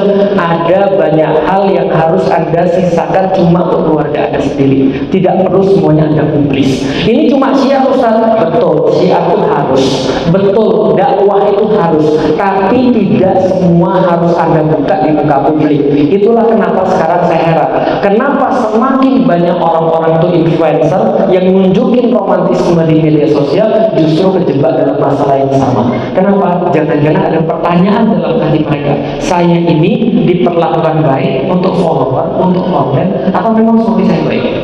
Istri saya ini baik, konten, atau benar baik? Ya mudah-mudahan baik.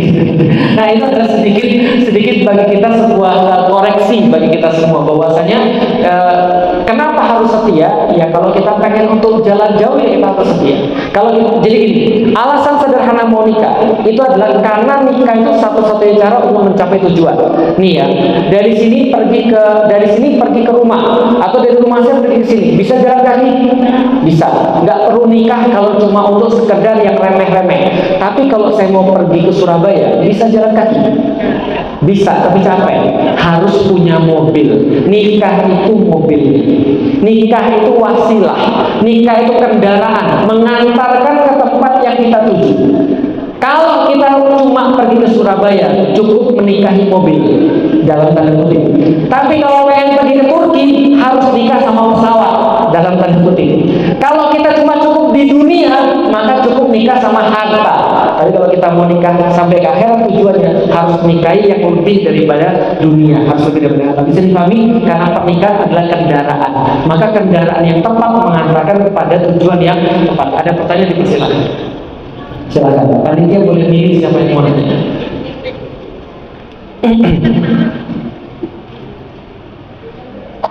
Ya.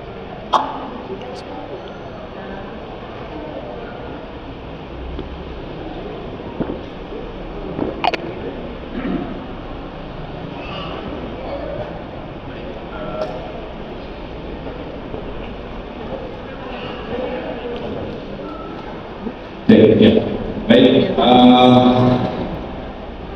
dengan tersisa waktu ada yang jawab ya.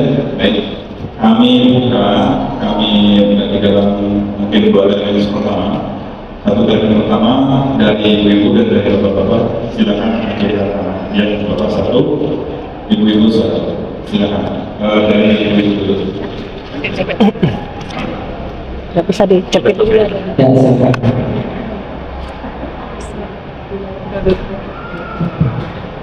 Bismillahirrahmanirrahim. Assalamualaikum warahmatullahi wabarakatuh. Waalaikumsalam warahmatullahi wabarakatuh. Ustaz, biasa.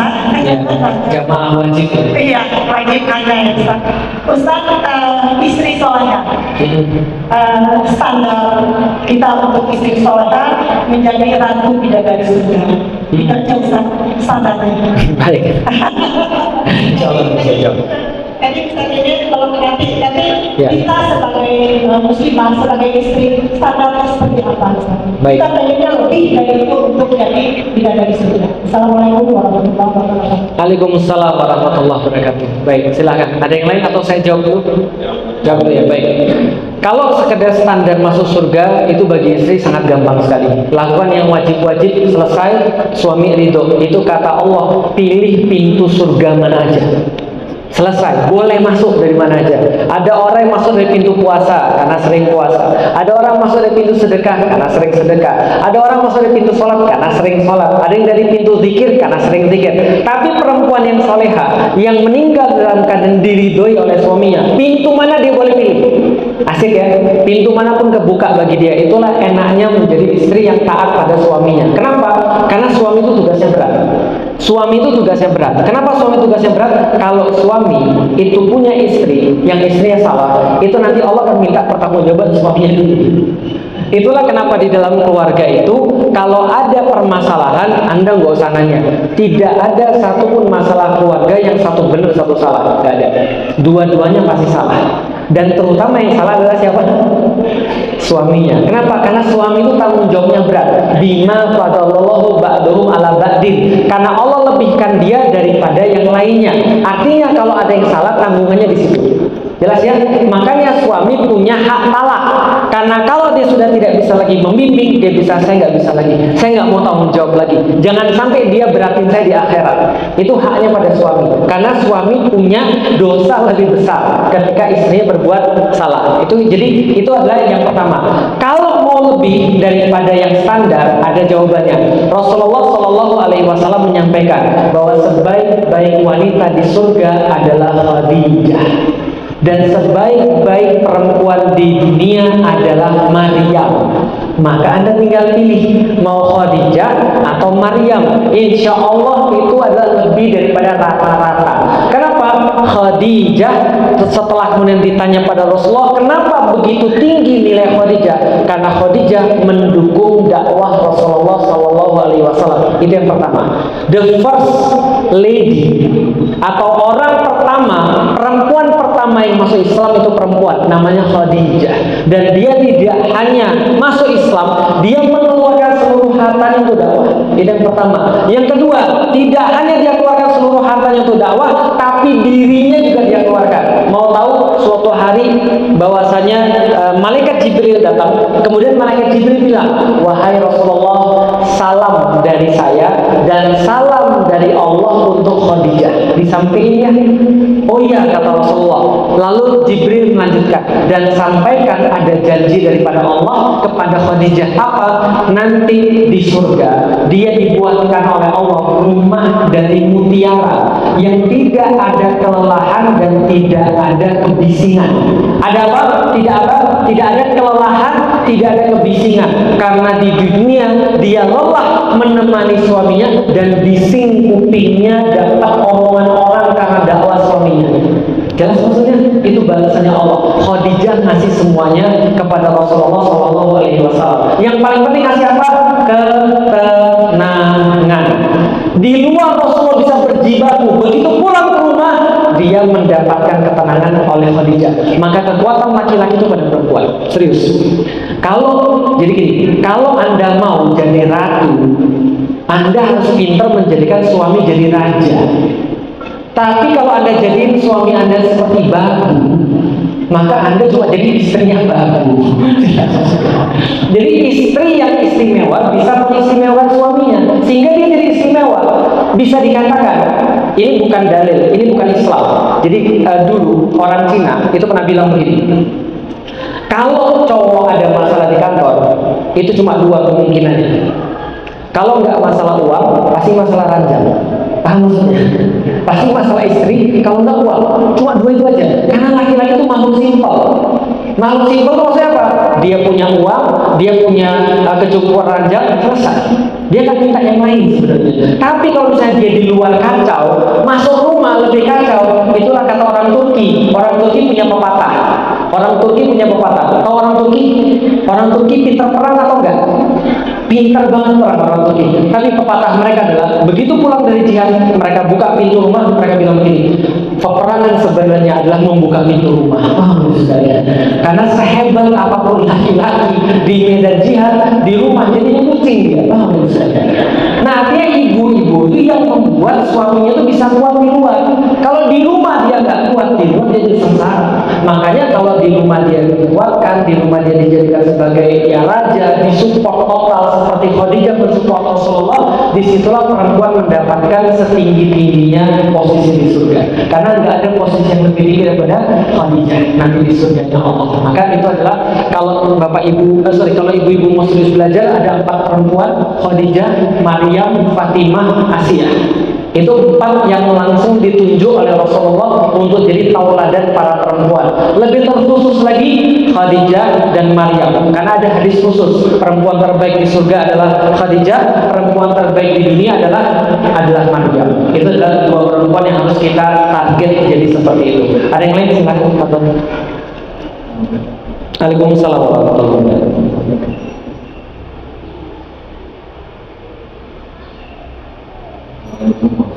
Waalaikumsalam.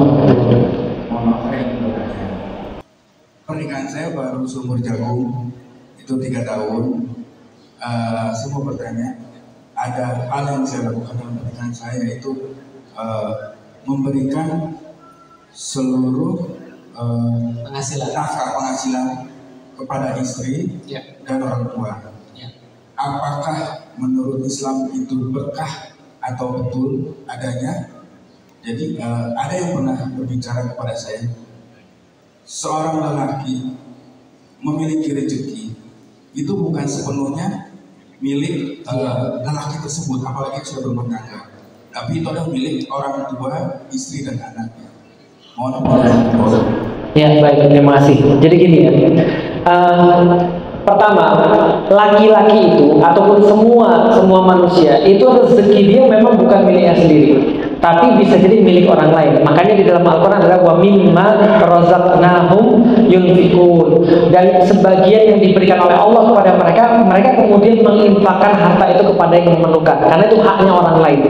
Contoh misalnya, setahun ada zakat itu bukan milik kita, tapi milik orang yang memerlukan, maka harus segera dikeluarkan. Oke, bagaimana dengan orang yang menikah? Jadi gini ceritanya, saya mau cerita dulu. Ada satu hadis, ada perempuan protes ke Rasulullah, ya Rasulullah saya protes.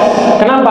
Perempuan ini protes, dia bilang laki-laki itu mereka dapat seluruh pahala, sementara kami nggak dapat apa-apa. Loh kok bisa? Katanya perempuan ini, laki-laki kalau sholat di depan, kami di belakang.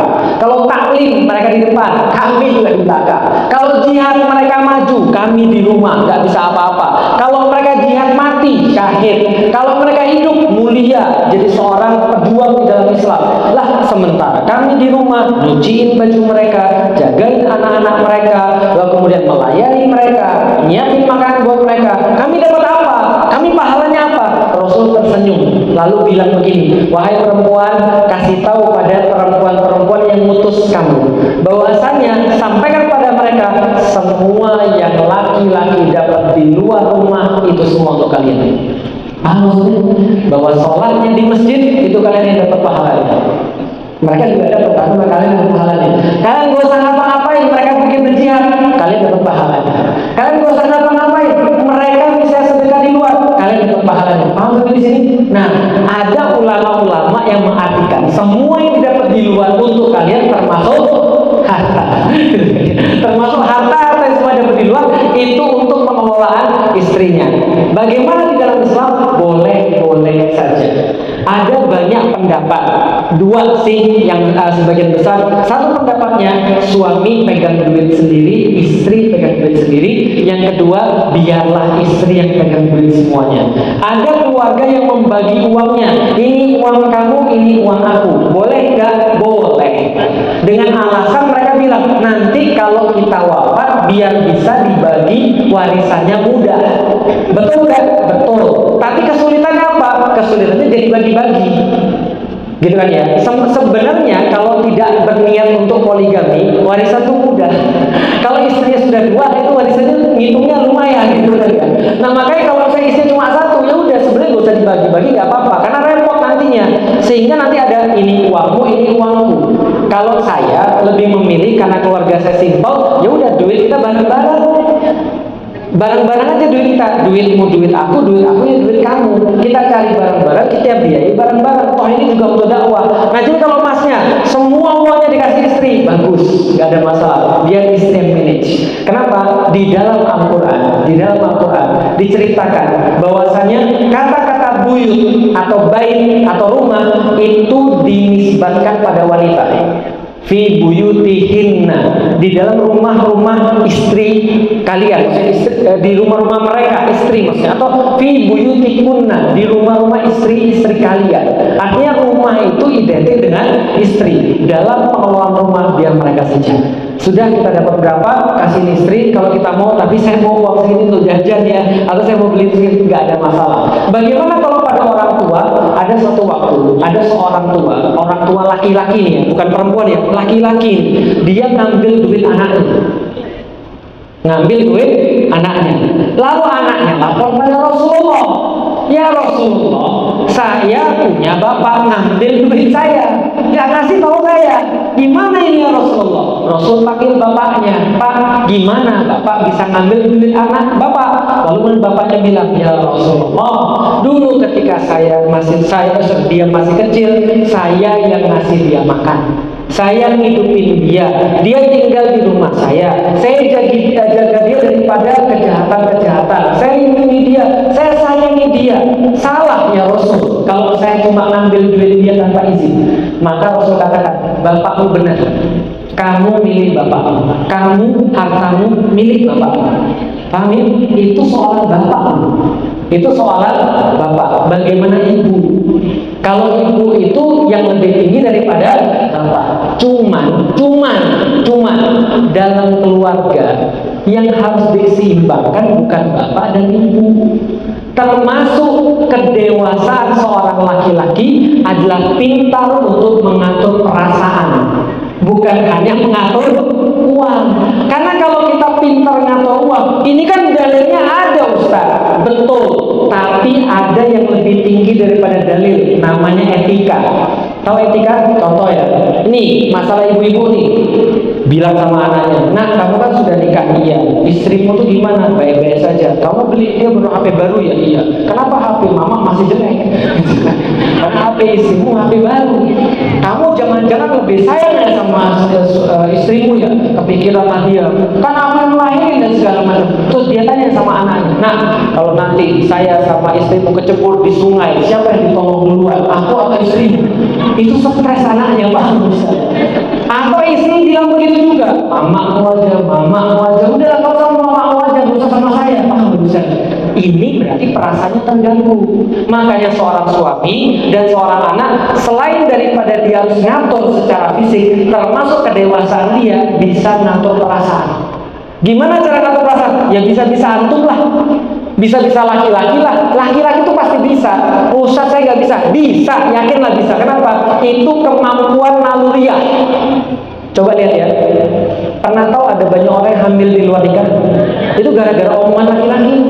Bisa rayu, gitu kan ya. Bisa meyakinkan. Sampai mohon maaf, sampai hal-hal yang nggak benar pun dilakukan. Apalagi cuma ngerayu istri dan ngerayu ibu. Ibu tuh jangan bertanya gitu. Masa aku dibandingkan antara istri sama ibu? Yang gak ada bandingannya lah bu. Namanya ibu tuh surga bagi saya. Ibu yang ngeliatin saya. Gak ada bu satupun manusia bu yang bisa menggantikan pahala ibu dan apa yang ibu lakukan kepada saya. Gak ada satupun. Apalagi istri baru ketemu sekarang ibu. Gak mungkin. Ibu jawab, berarti kamu lebih sayang dong. Iya dong ibu. Masa kemudian ibu gak aku sayang? Sama istri sudah bilang, ya kamu tuh punya paham. Namanya orang sudah tua. Ya coba kita yang mengerti. Masa kita yang ngarepin orang tua kita yang ngerti? Kita kan gak mungkin. Toh kita nanti juga jadi orang tua. Nah anak-anak itu juga kita pengen hormat sama kita.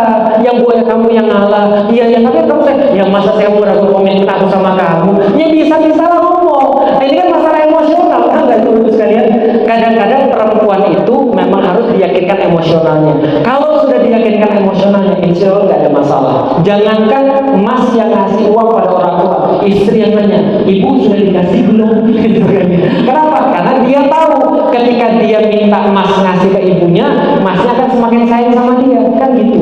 Ini cuma aku kasih ke kamu loh, ibuku nggak aku kasih loh. Tapi ngomong sama ibunya beda lagi. Ini kan cara ngatur emosi.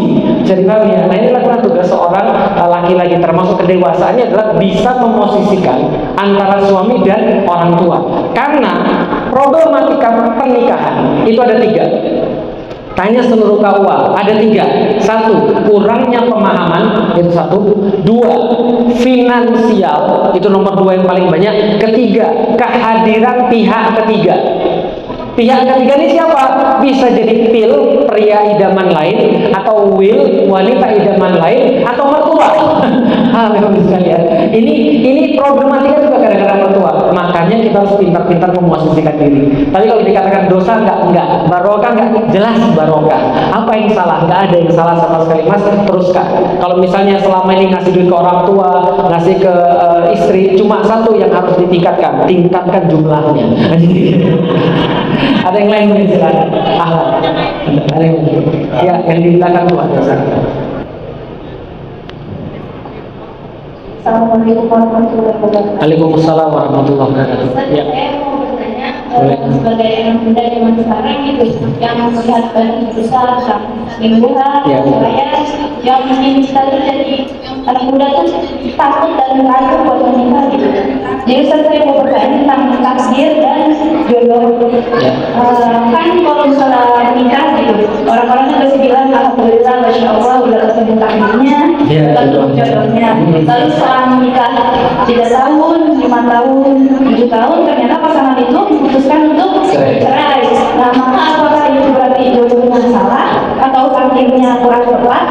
Maka indikator atau pertanda bahwa orang itu adalah jodoh saya dan takdir saya itu harus itu. Baik, terima kasih.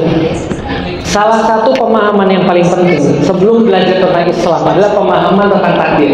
Makanya dalam edisi Better Family di Masjid Al-Mutakin, di masjid tetangga, yang kita mau bahas ini sampai dalam pembahasan takdir. Karena pembahasan takdir ini penting banget. Contoh ya. Beberapa tahun yang lalu, 10 tahun yang lalu, ada seorang Pak Haji menikahkan anak perempuannya dengan seorang artis. Dan artis ini bukan muslim. Namanya adalah pokoknya 10 tahun yang lalu. Pak Haji ditanya, kenapa anaknya dinikahkan sama orang yang bukan muslim? Padahal anaknya muslimah. Secara hukum jelas-jelas tidak boleh Pak Haji. Maka Pak Haji bilang, gimana ya? Ini kan berarti sudah takdir. Yang namanya jodoh kan sudah ditentukan di Lauhul Mahfuz. Berarti ini memang jodohnya dia. Sekali lagi, pembahasan takdir ini pelik, ini rumit. Penjelasannya bisa lebih daripada 2 jam, 3 jam. Tapi saya pengen menyederhanakan. Jadi gini Bapak sekalian. Sederhananya adalah kalau kita masih bisa pilih, itu bukan takdir. Tapi kalau kita tidak bisa pilih, itu namanya takdir. Lanjutannya, yang namanya takdir tidak bisa dipilih, konsekuensinya tidak bakal dihisab. Allah nggak bakal nanya. Tapi kalau pilihan yang bukan takdir itu dihisab. Contoh, Felix Xiao Sipit itu takdir atau pilihan? Karena saya nggak milih. Berarti Allah nggak akan nanya di yaumil qiyamah, Felix kenapa kamu sipit? Saya bilang saya nggak tahu. Karena ibu saya sipit, bapak saya sipit, saya nggak tahu, saya nggak bisa milih. Ya Allah, lahir daripada rahim siapa? Kalau saya bisa milih, saya milih rahimnya mungkin yang belok matanya, tapi saya nggak bisa milih. Oke, Felix Xiao putih itu takdir atau pilihan? Takdir. Berarti nggak akan Allah tanya. Tapi ada yang lahirnya sawo mateng, operasi plastik jadi putih. Itu pilihan atau takdir? Jelas di sini, memilih pasangan itu pilihan dan akan dihisab. Maka Rasul kasih panduan. Milih pasangan pertama dari agamanya, yang kedua dari wajahnya, fisiknya, yang ketiga dari hartanya, yang keempat dari nasabnya. Tapi kata Rasulullah, pilihlah dulu karena agamanya, karena bakal dihisab. Bukan ya? Maka di dalam Al-Quran ada aturannya, jangan nikahkan laki-laki yang musyrik dengan perempuan yang muslim. Kenapa? Tidak boleh. Artinya apa? Kalau ditanya itu takdir atau bukan, jawabannya bukan, jelas itu pilihan dan bakal dihisab. Tapi bukannya jodoh itu adalah sebuah hal yang sudah ditentukan. Kalau kita sudah nikah, itu akan dihisab. Contoh ya, dalam kasus Pak Haji tadi, Pak Haji punya anak muslimah, nikah sama yang bukan muslim, dihisab atau tidak? Dihisab. Tapi jodoh atau bukan? Ya itulah jodoh, tapi dihisab. Itu jodohnya untuk saat ini, tapi dihisab. Gimana kalau ada orang yang sudah nikah, 7 tahun kemudian bercerai? Berarti jodohnya sampai di situ, selesai. Jangan sampai di sini. Jadi jangan mikir, nih kuncinya. Jangan mikir perkara-perkara yang Anda disuruh Allah, nggak usah mikir. Dan jangan meremehkan perkara-perkara yang Allah suruh mikir. Penyakit orang zaman sekarang yang Allah nggak usah nyuruh mikir, kita pikirin. Sementara yang Allah suruh mikir, kita cuekin. Contoh, hidung mancung apa enggak? Suruh Allah mikir atau tidak?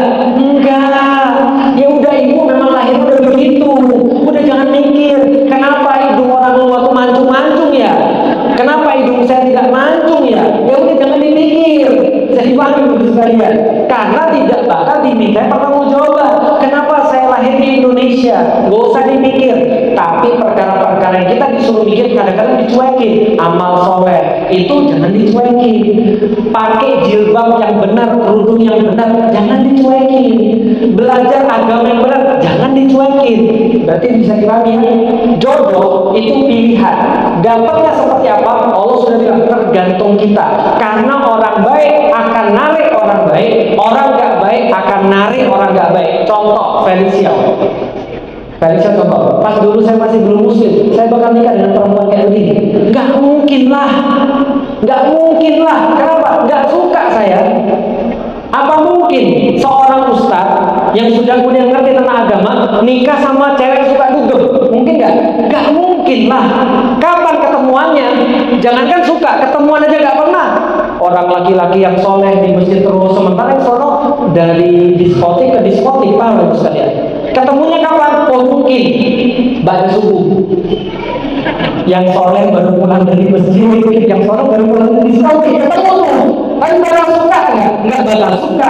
Cewek-cewek kan males gua sama Feli. Kenapa? Dikit-dikit subhanallah, alhamdulillah. Emang gua setan apa di rukiah? Dia nggak suka. Jadi orang baik nggak akan suka sama orang yang nggak baik. Orang yang nggak baik nggak akan suka sama orang yang baik. Berarti kalau sudah satu jodoh itu satu level biasanya. Coba lihat ya, kapan muncul masalah rumah tangga pada orang-orang hijrah? Ketika mereka awalnya sama-sama, taruhlah levelnya sama, terus tiba-tiba sudah ngaji, perempuannya hijrah, suaminya masalah. Banyak kan begitu-begitu ya. Sampai pulang suaminya bilang, pergi terus pengajian, rumah nggak beres. Karena sudah mulai nggak sevisi dalam kehidupan, sudah mulai bermasalah kehidupannya. Istrinya sudah mulai mau baik, suaminya nggak mau. Atau sebaliknya, suaminya udah berubah, istrinya nggak berubah. Ada tuh ustaz saya hijrah, lalu kemudian dia belajar tentang Islam, istrinya masih istri yang lama. Suaminya pulang ditanya, kemarin bawa uang 60 juta. Sekarang kok cuma 500.000. Saya bisa hidup gimana dengan 500.000? Lalu dia ngomong sama suaminya, yang penting barokah dari Allah. Kan sudah saya kasih, penting kita bisa makan, kamu bisa beli pakaian, anak-anak Aida hidup. Kemarin harta saya haram, sekarang harta saya halal. Kurangnya apa? Enggak bisa. Emang bisa beli kebahagiaan cuma dengan omongan? Akhirnya mereka pisah karena sudah nggak bisa cocok lagi. Bisa dipahami ya? Jadi kalau orang jahat sama orang jahat malah cocok. Jadi pahami dulu sekalian. Tapi kalau orang baik sama orang jahat nggak bakal cocok. Lah terus Ustaz, kenapa bisa ada Ustaz? Kalau kita lihat ada orang soleh banget Ustaz, ternyata ternyata laki-laki soleh banget, istrinya nggak soleh. Nggak mungkin, kecuali Anda selevel Nabi. Bisa begitu. Contoh, Nabi Nuh istrinya parah, itu ujian level Nabi. Asia baiknya kayak gitu, suaminya Fir'aun, itu levelnya Nabi. Tapi kalau level manusia biasa karena mereka nikah satu level. Kalau sudah satu level, yang perempuannya sudah mulai kajian, masalah rumah tangga. Makanya solusinya apa? Dua-duanya harus ngaji. Itu banyak kita bahas. Bagaimana caranya ngajarin laki-laki itu kajian? Itu memang agak sulit. Karena di mana-mana ya bentuknya kayak gini, 70% perempuan, 30% laki-laki. Itu pun terpaksa. Gara-gara tadi kalau kamu gak ikut pengajian, kamu gak saya masak kayak gini. Dia itu misalnya contohnya. Jadi itu adalah salah satu yang bisa kita lakukan. Ada yang lain? Silakan. Sampai jam berapa nih? Oh, masih ada kami harus kita buka teori yang kedua untuk pertanyaan. Silakan. Bagi bapak-bapak ada satu, yang dua ada dua. Silakan. Kita batasin sampai 2 pertanyaan dulu ya, Dek. Boleh. Waalaikumsalam warahmatullahi wabarakatuh. Mau tanya, kan dalam pernikahan itu kan pasti kita akan bosan lah ya. Betul. Misalkan gitu terus. Apalagi laki-laki. Betul. Laki-laki itu kenapa banyak menjadi perselingkuhan ya? Karena laki-laki bosan. Betul. Nah itu gimana sih caranya biar nggak bosan? Terus yang kedua, gimana caranya biar kita nggak kelepasan ngomong atau sama materi emosi lah, karena kan tingkat kesal itu mungkin terjadi lebih banyak karena kita tidak bisa mengontrol emosi. Betul. Kita sudah Bagus. Waalaikumsalam warahmatullahi wabarakatuh. Saya baru mau jelasin. Jadi gini ya Bapak sekalian, saya kasih tahu ya. Dalam ekonomi, kalau di sini ada yang hadir ya, ada namanya teori diminishing law of marginal utility. Bingung kan? Teorinya sederhana. Teorinya gini.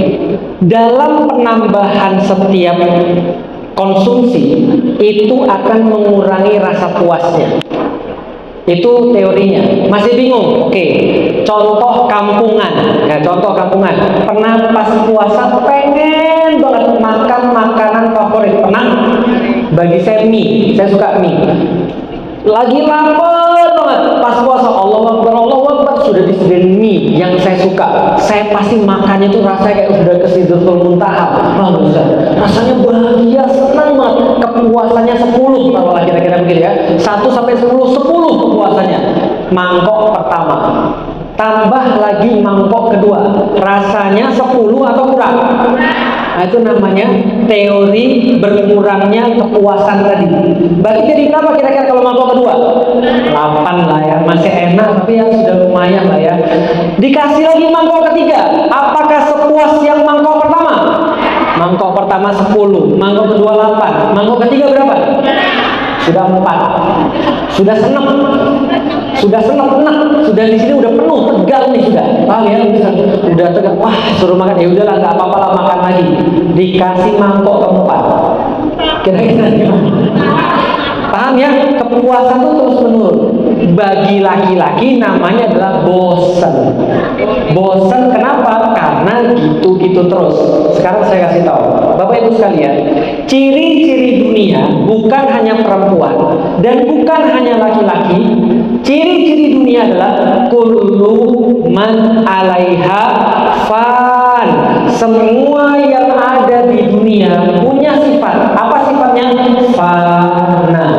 Fana maksudnya adalah ngebosenin. Semua itu dunia ngebosenin. Catat baik-baik. Kalau Anda cari dunia, Anda cepat atau lambat bakal bosan. Serius, bakal bosan. Nih, saya mau kasih tahu. Pernah tahu orang Korea? Tahu orang Jepang? Ganteng? Yang jadi K-pop tuh ganteng? Banyak yang bunuh diri? Heran gak tuh? Antum jelek masih hidup loh. Lah mereka ganteng-ganteng kenapa bunuh diri? Bosan, mau ngapain lagi? Duit sudah punya, cewek-cewek ngeliat dia teriak-teriak histeris, rumah ada banyak, kemana-mana disambut, mobil juga punya, lalu dia mikir, apalagi yang belum ya? Mati. Paham ya? Bunuh diri. Cek tuh orang yang bunuh diri. Gak semua orang bunuh diri gara-gara miskin loh. Cuma orang Indonesia aja banyak bunuh diri gara-gara miskin. Tapi angka bunuh diri terbanyak di dunia adanya di Korea, adanya di Jepang. Dan kebanyakan bunuh diri karena merasa hampa padahal tercukupi hidupnya. Coba bayangin, bisa dipahami sampai di sini? Banyakan dunia itu justru membuat orang bunuh diri. Kalau orang Inggris bilang too much love will kill you. Jadi kalau Anda itu terlalu banyak menikmati yang fana, hidup Anda pasti hambar. Yakin, semalam saya baru live sama anak-anak muda. Pertanyaannya semua, Ustaz, hidup saya hambar. Ustaz, hidup saya hambar. Ustaz, hidup saya meaningless. Hidup saya nggak ada value. Bahkan ada satu anak yang nanya, Ustaz, kasih alasan saya supaya saya nggak bunuh diri. Tapi jangan pakai alasan dosa, jangan pakai alasan neraka. Apa alasannya? Coba bayangin, ada yang nanya begitu di dalam online. jawaban saya. Bagi saya nggak apa-apa mati, asal cari yang keren. Paham sekalian? Mati bunuh diri itu biasa. Cari mati yang keren. Mati syahid itu keren. Mati lagi sholat subuh itu keren. Mati lagi ngisi bagus. Udah ya. Mati lagi bantu orang tua keren. Nah, cari mati yang keren. Bukan masalah matinya kalau saya mah. Tapi masalahnya keren atau tidak. Balik lagi kepada permasalahan tadi ya. Kalau kita membahas tentang permasalahan tadi, berarti kalau kita lihat ada orang-orang yang hamba hidupnya karena dia sesuatu berpatokan pada sesuatu bersifat fana. Oke, saya kasih penelitian. Nih ya, ada seorang dokter psikologi meneliti kenapa banyak terjadi perselingkuhan. Kenapa banyak terjadi tidak komitmen di dalam pernikahan? Dia teliti hormon, dia teliti perilaku, dia teliti apapun, semuanya gagal. Sampai akhirnya dia pergi ke tempat neneknya yang sudah berumur 90-an tahun. Dia bilang, "Nek, menurut nenek," iseng-iseng nih dia tahu neneknya pasti nggak bakal jawab. "Nek, menurut nenek, kenapa banyak orang yang selingkuh dan nggak sebanyak di zamannya nenek?" Neneknya bilang apa tau? Neneknya bilang ke dokter ini, diceritakan di YouTube penelitian dia ini, neneknya bilang ini, karena kalian terlalu cepat naik ke ranjang. Paham maksudnya? Karena kalian terlalu cepat memberikan segalanya bagi laki-laki. Dia bilang, jangan-jangan ini jawabannya. Maka dia meneliti hormon lagi dan kaitannya dengan komitmen. Dia meneliti hormon oksitosin, meneliti hormon dopamin pada laki-laki dan perempuan, dan meneliti hormon satu lagi endorfin, oksitosin sama dopamin. 3 hormon ini diteliti berdasarkan komitmen. Dia kaget. Apa yang dia kaget? Ternyata laki-laki dan perempuan fungsi hormonnya berbeda dengan komitmennya. Laki-laki perlu komitmen untuk bisa mengeluarkan hormon oksitosin atau hormon cinta kalau dalam bahasa orang-orang kedokteran. Dan laki-laki bisa mengeluarkannya hanya dengan apa tadi? Komitmen. Tapi perempuan ternyata tanpa komitmen bisa ngasih hormon itu. Paham? Perempuan bisa mencintai walau belum dinikahi. Laki-laki tidak bisa mencintai kecuali sudah menikahi. Paham? Berarti jawabannya adalah bosan. Itu kalau urusannya dunia, itu bosan. Bosan itu kalau urusan dunia, bosan itu. Tapi kalau urusan akhirat, Allah cabut kebosanan itu. Makanya nggak ada yang bosan baca Quran. Makanya nggak ada yang bosan dakwah. Saya dakwah sampai sekarang fine aja. Ada ustaz futur dakwah tiba-tiba jadi ke kubu sebelah misalnya yang nggak dakwah. Itu gimana? Berarti tanya sama dia tujuan hidupnya apa? Kan sudah saya sampaikan tujuan hidupnya apa. Bosan itu kalau tujuannya dunia. Kalau tujuannya akhirat nggak bakal bosan. Yakin? Saya nikahi istri saya. Kalau cuma tujuan dunia, sudah selesai sampai sekarang. Serius? Lah apa yang kita andelin? Cuma gitu-gitu aja kan nikahin? Nggak ada variasi yang lebih lagi kan? Lah kalau variasi lebih lagi kita harus cari yang lain dong. Tapi pernikahan itu bukan cuma dunia. Kalau kita bawa ke akhirat, maka insya Allah kita nggak bakal bosan. Kuncinya konversi dari keinginan dunia kepada keinginan akhirat. Itu kuncinya. Karena bosan itu cuma urusan dunia. Terakhir dalam pertanyaan ini maksudnya. Jawaban terakhir di pertanyaan ini. Teman-teman tahu sakinah tadi yang saya sampaikan? Pertanyaan berikutnya, sakinah itu didapatkan atau dikasih? Siapa yang bilang sakinah didapatkan? Angkat tangan. Siapa yang bilang sakinah itu dikasih? Angkat tangan. Yang lain, yang gak jawab, angkat tangan. Nah, itulah orang Indonesia ya. Baik, sakinah dikasih atau didapatkan? Di dalam Al-Quran tidak ada satupun kata sakinah kecuali Allah katakan anzal, Allah kasih, Allah turunkan. Artinya kalau Anda mau nyari sakinah di dunia sampai kiamat kurang 2 hari nggak bakal dapat. Tapi kalau nyarinya ke Allah pasti dapat. Sekarang saya mau nanya lagi, kenapa orang selingkuh selalu selingkuhnya sama yang lebih jelek? Orang jelek gak banyak maunya.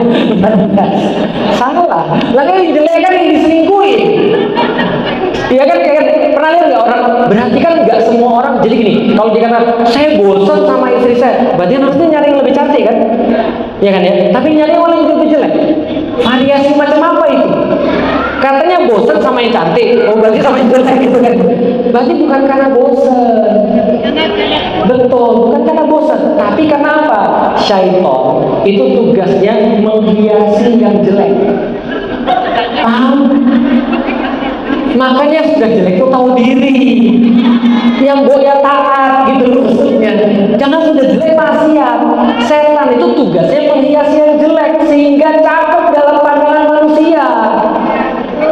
Bagi manusia itu cakep. Kenapa? Syaitan menghiasi dia. Apa dalilnya Ustaz? Fazayyana lahumus syaitanu a'malahum. Syaitan menghias amal-amal buruk seolah-olah terlihat mulia, seolah-olah terlihat cakep, padahal jelek. Dan dia tutupi pandangan terhadap istrinya gara-gara dia maksiat. Ingat baik-baik, bagi laki-laki yang kemudian merasa kenapa istri jadi membosankan bagi saya. Satu, periksa diri kita maksiat apa? Karena maksiat itu menutupi sakinah dari Allah. Dan ketika Allah tutup sakinahnya pada kita, mulai cewek-ceweknya jadi menarik. Bisa dipahami sampai di sini. Tapi kalau Allah kasih kita sakinah, insya Allah satu istri itu insya Allah cukup. Mudah-mudahan. Jadi itu adalah perkara sakinah. Allah akan bukakan mata kita untuk mencintai yang halal. Karena kalau orang maksiat ditutup oleh Allah. Jadi makanya kita masih apa? Yang kedua, kalau misalnya kita mulai untuk melihat yang lain jadi menarik bagi kita, bisa jadi juga memang bisa jadi perlu variasi. Bisa jadi perlu variasi. Apa variasinya? Banyak. Contoh, ini contoh ya. Kadang-kadang ibu-ibu nyalain bapak-bapaknya. Tanpa sadar ibu-ibu juga tidak memenuhi seperti Khadijah. Sering kami ya, Khadijah dilihat oleh Rasulullah, setengah kekhawatirannya hilang. Kalau ibu-ibu, bapak-bapak capek di kantor, banyak orang-orang seksi pula di situ. Jalan ke rumah naik busway, lihat atas seksi, bawah seksi. Pulang ke rumah, ibu-ibu pakai daster baru goreng ikan. Dan dasternya sudah dipakai dari kuliah. Sampai di rumah, malas mau lagi rasanya. Makanya ibu-ibu, saya selalu bilang sama ibu-ibu boleh punya baju bagus untuk pengajian.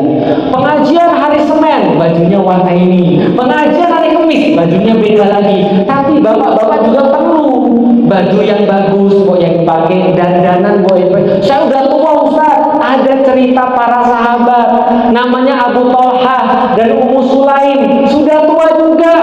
Ketika Abu Thalhah pergi untuk melakukan tugasnya, anaknya wafat. Ketika anaknya wafat, apa yang dilakukan Ummu Sulaim? Ummu Sulaim berdandan yang bagus, berpakaian yang bagus. Abu Thalhah datang daripada tugasnya, kemudian Abu Thalhah nanya, anak kita gimana? Karena saya pergi dia dalam keadaan sakit. Lalu kemudian Ummu Sulaim berkata, dia sudah tenang, santai aja, kamu gak mau sama aku. Kan gitu kan? Nah, setelah dilayani suaminya, setelah kemudian ditenangkan suaminya, baru istri bilang, anakmu sudah diambil Allah. Enggak, dia bilang ini, gimana menurut pendapatmu kalau kita nitipin barang ke orang, lalu orang tuh ngambil lagi daripada kita? Ya silakan, itu kan barang dia. Boleh nggak kita marah? Enggak. Ridho nggak kita? Ya ridho lah, kan bukan barang kita. Dia bilang, anakmu titipan Allah, sudah diambil lagi Allah. Langsung Abu Thalhah nggak bisa marah. Kenapa? Karena sudah diservis. Jelas di sini. Nah, penting bagi ibu-ibu sekalian, aerobik kayak apa kayak lari-lari kayak salto kayak apapun lah. Yang penting membuat dirinya tetap dalam keadaan prima. Karena kadang-kadang ada orang merasa gini, Ustaz, kita kan yang penting itu beriman. Iya, iman itu penting. Tapi Rasul juga nyontohin bahwasanya Rasul tidak hanya iman, tapi badannya juga dijaga. Bisa dipahami di sini. Tahu Rasul six-pack? Kata dalam satu hadis, Rasulullah itu perutnya kayak batu bata bersusun. Itu hadis. Rasul itu perutnya kayak batu bata bersusun, dadanya bidak.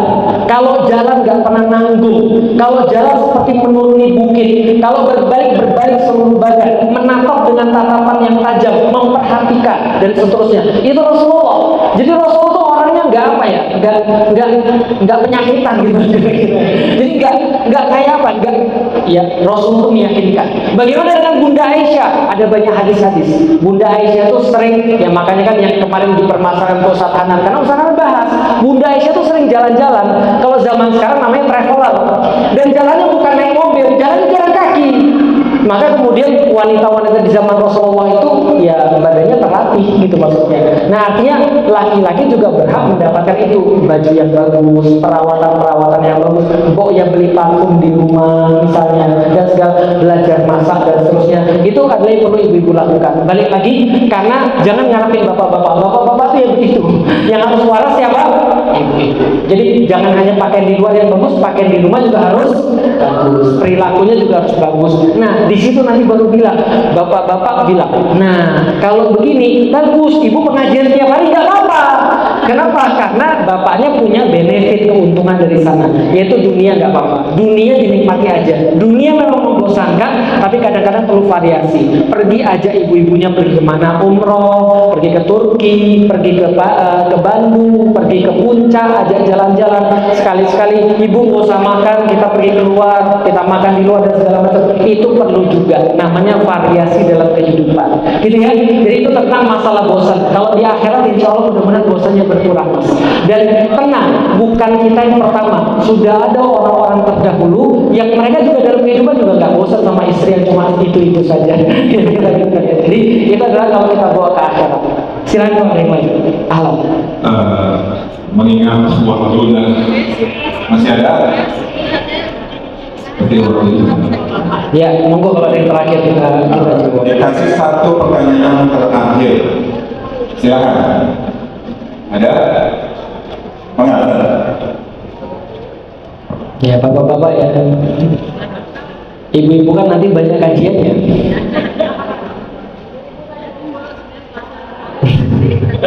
Ya, ibu Senin, Selasa, Rabu, Kamis semua kajian. Ya, sudah. Assalamualaikum warahmatullahi wabarakatuh. Waalaikumsalam warahmatullahi wabarakatuh. Izin bertanya, mohon bimbingan Ustaz.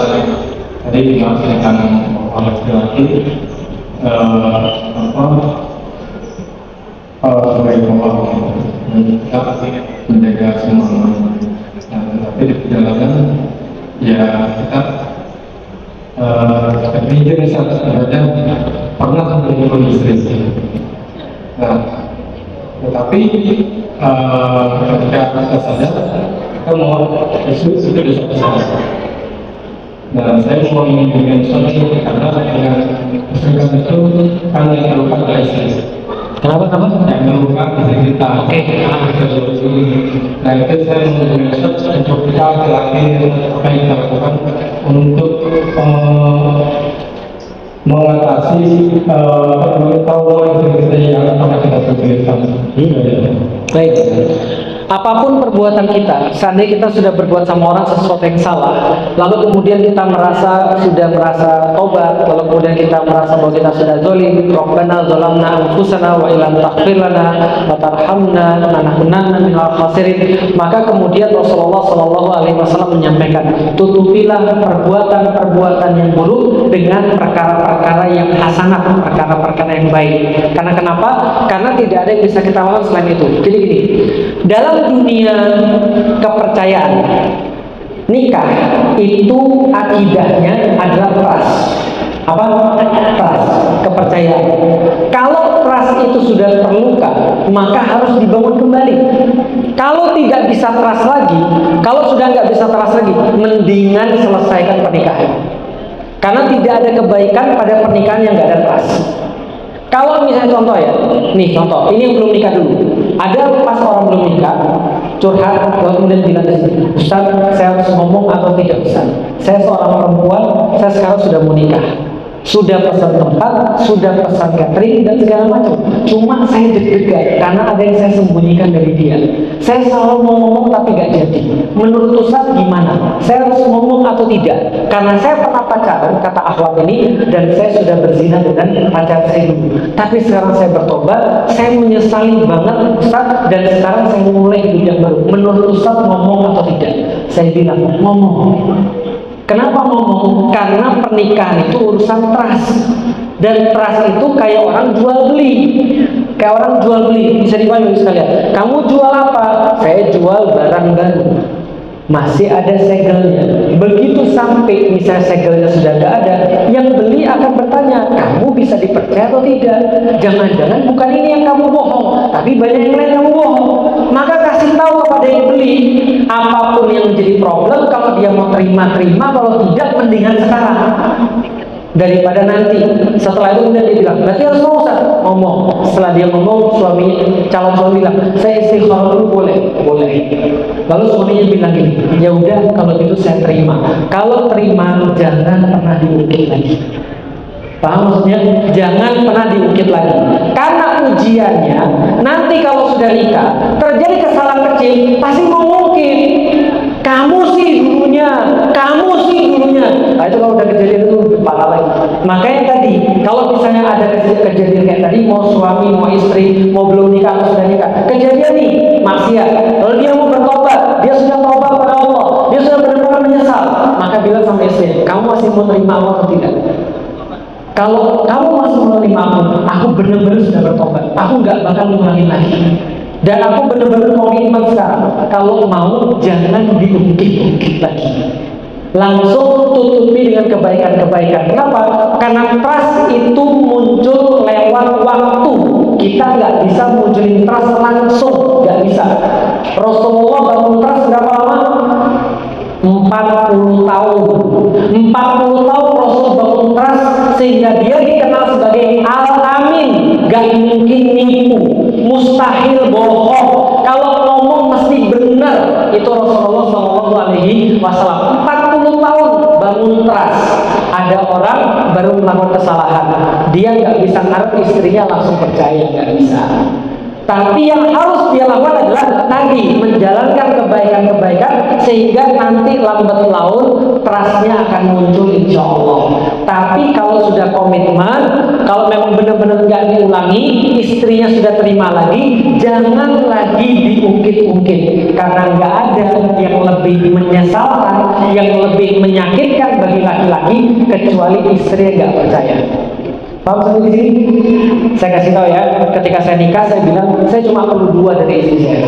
Saya cuma perlu 2. 1, percaya saya. Yang kedua, dukung saya dalam dakwah. Cuma 2 itu yang saya tulisin di surat saya. Percaya sama saya. Dan yang kedua, dukung saya dakwah. 2 itu aja. 2 itu yang saya minta, dan 2 yang nggak boleh. 1 murtad, 2 selingkuh. 2 itu aja yang saya minta. Paham sampai di sini? Berarti trust ini penting banget. Berarti jangan sampai istri saya pergi, saya misalnya berdakwah, dia nanya, Abi di mana? Sama siapa?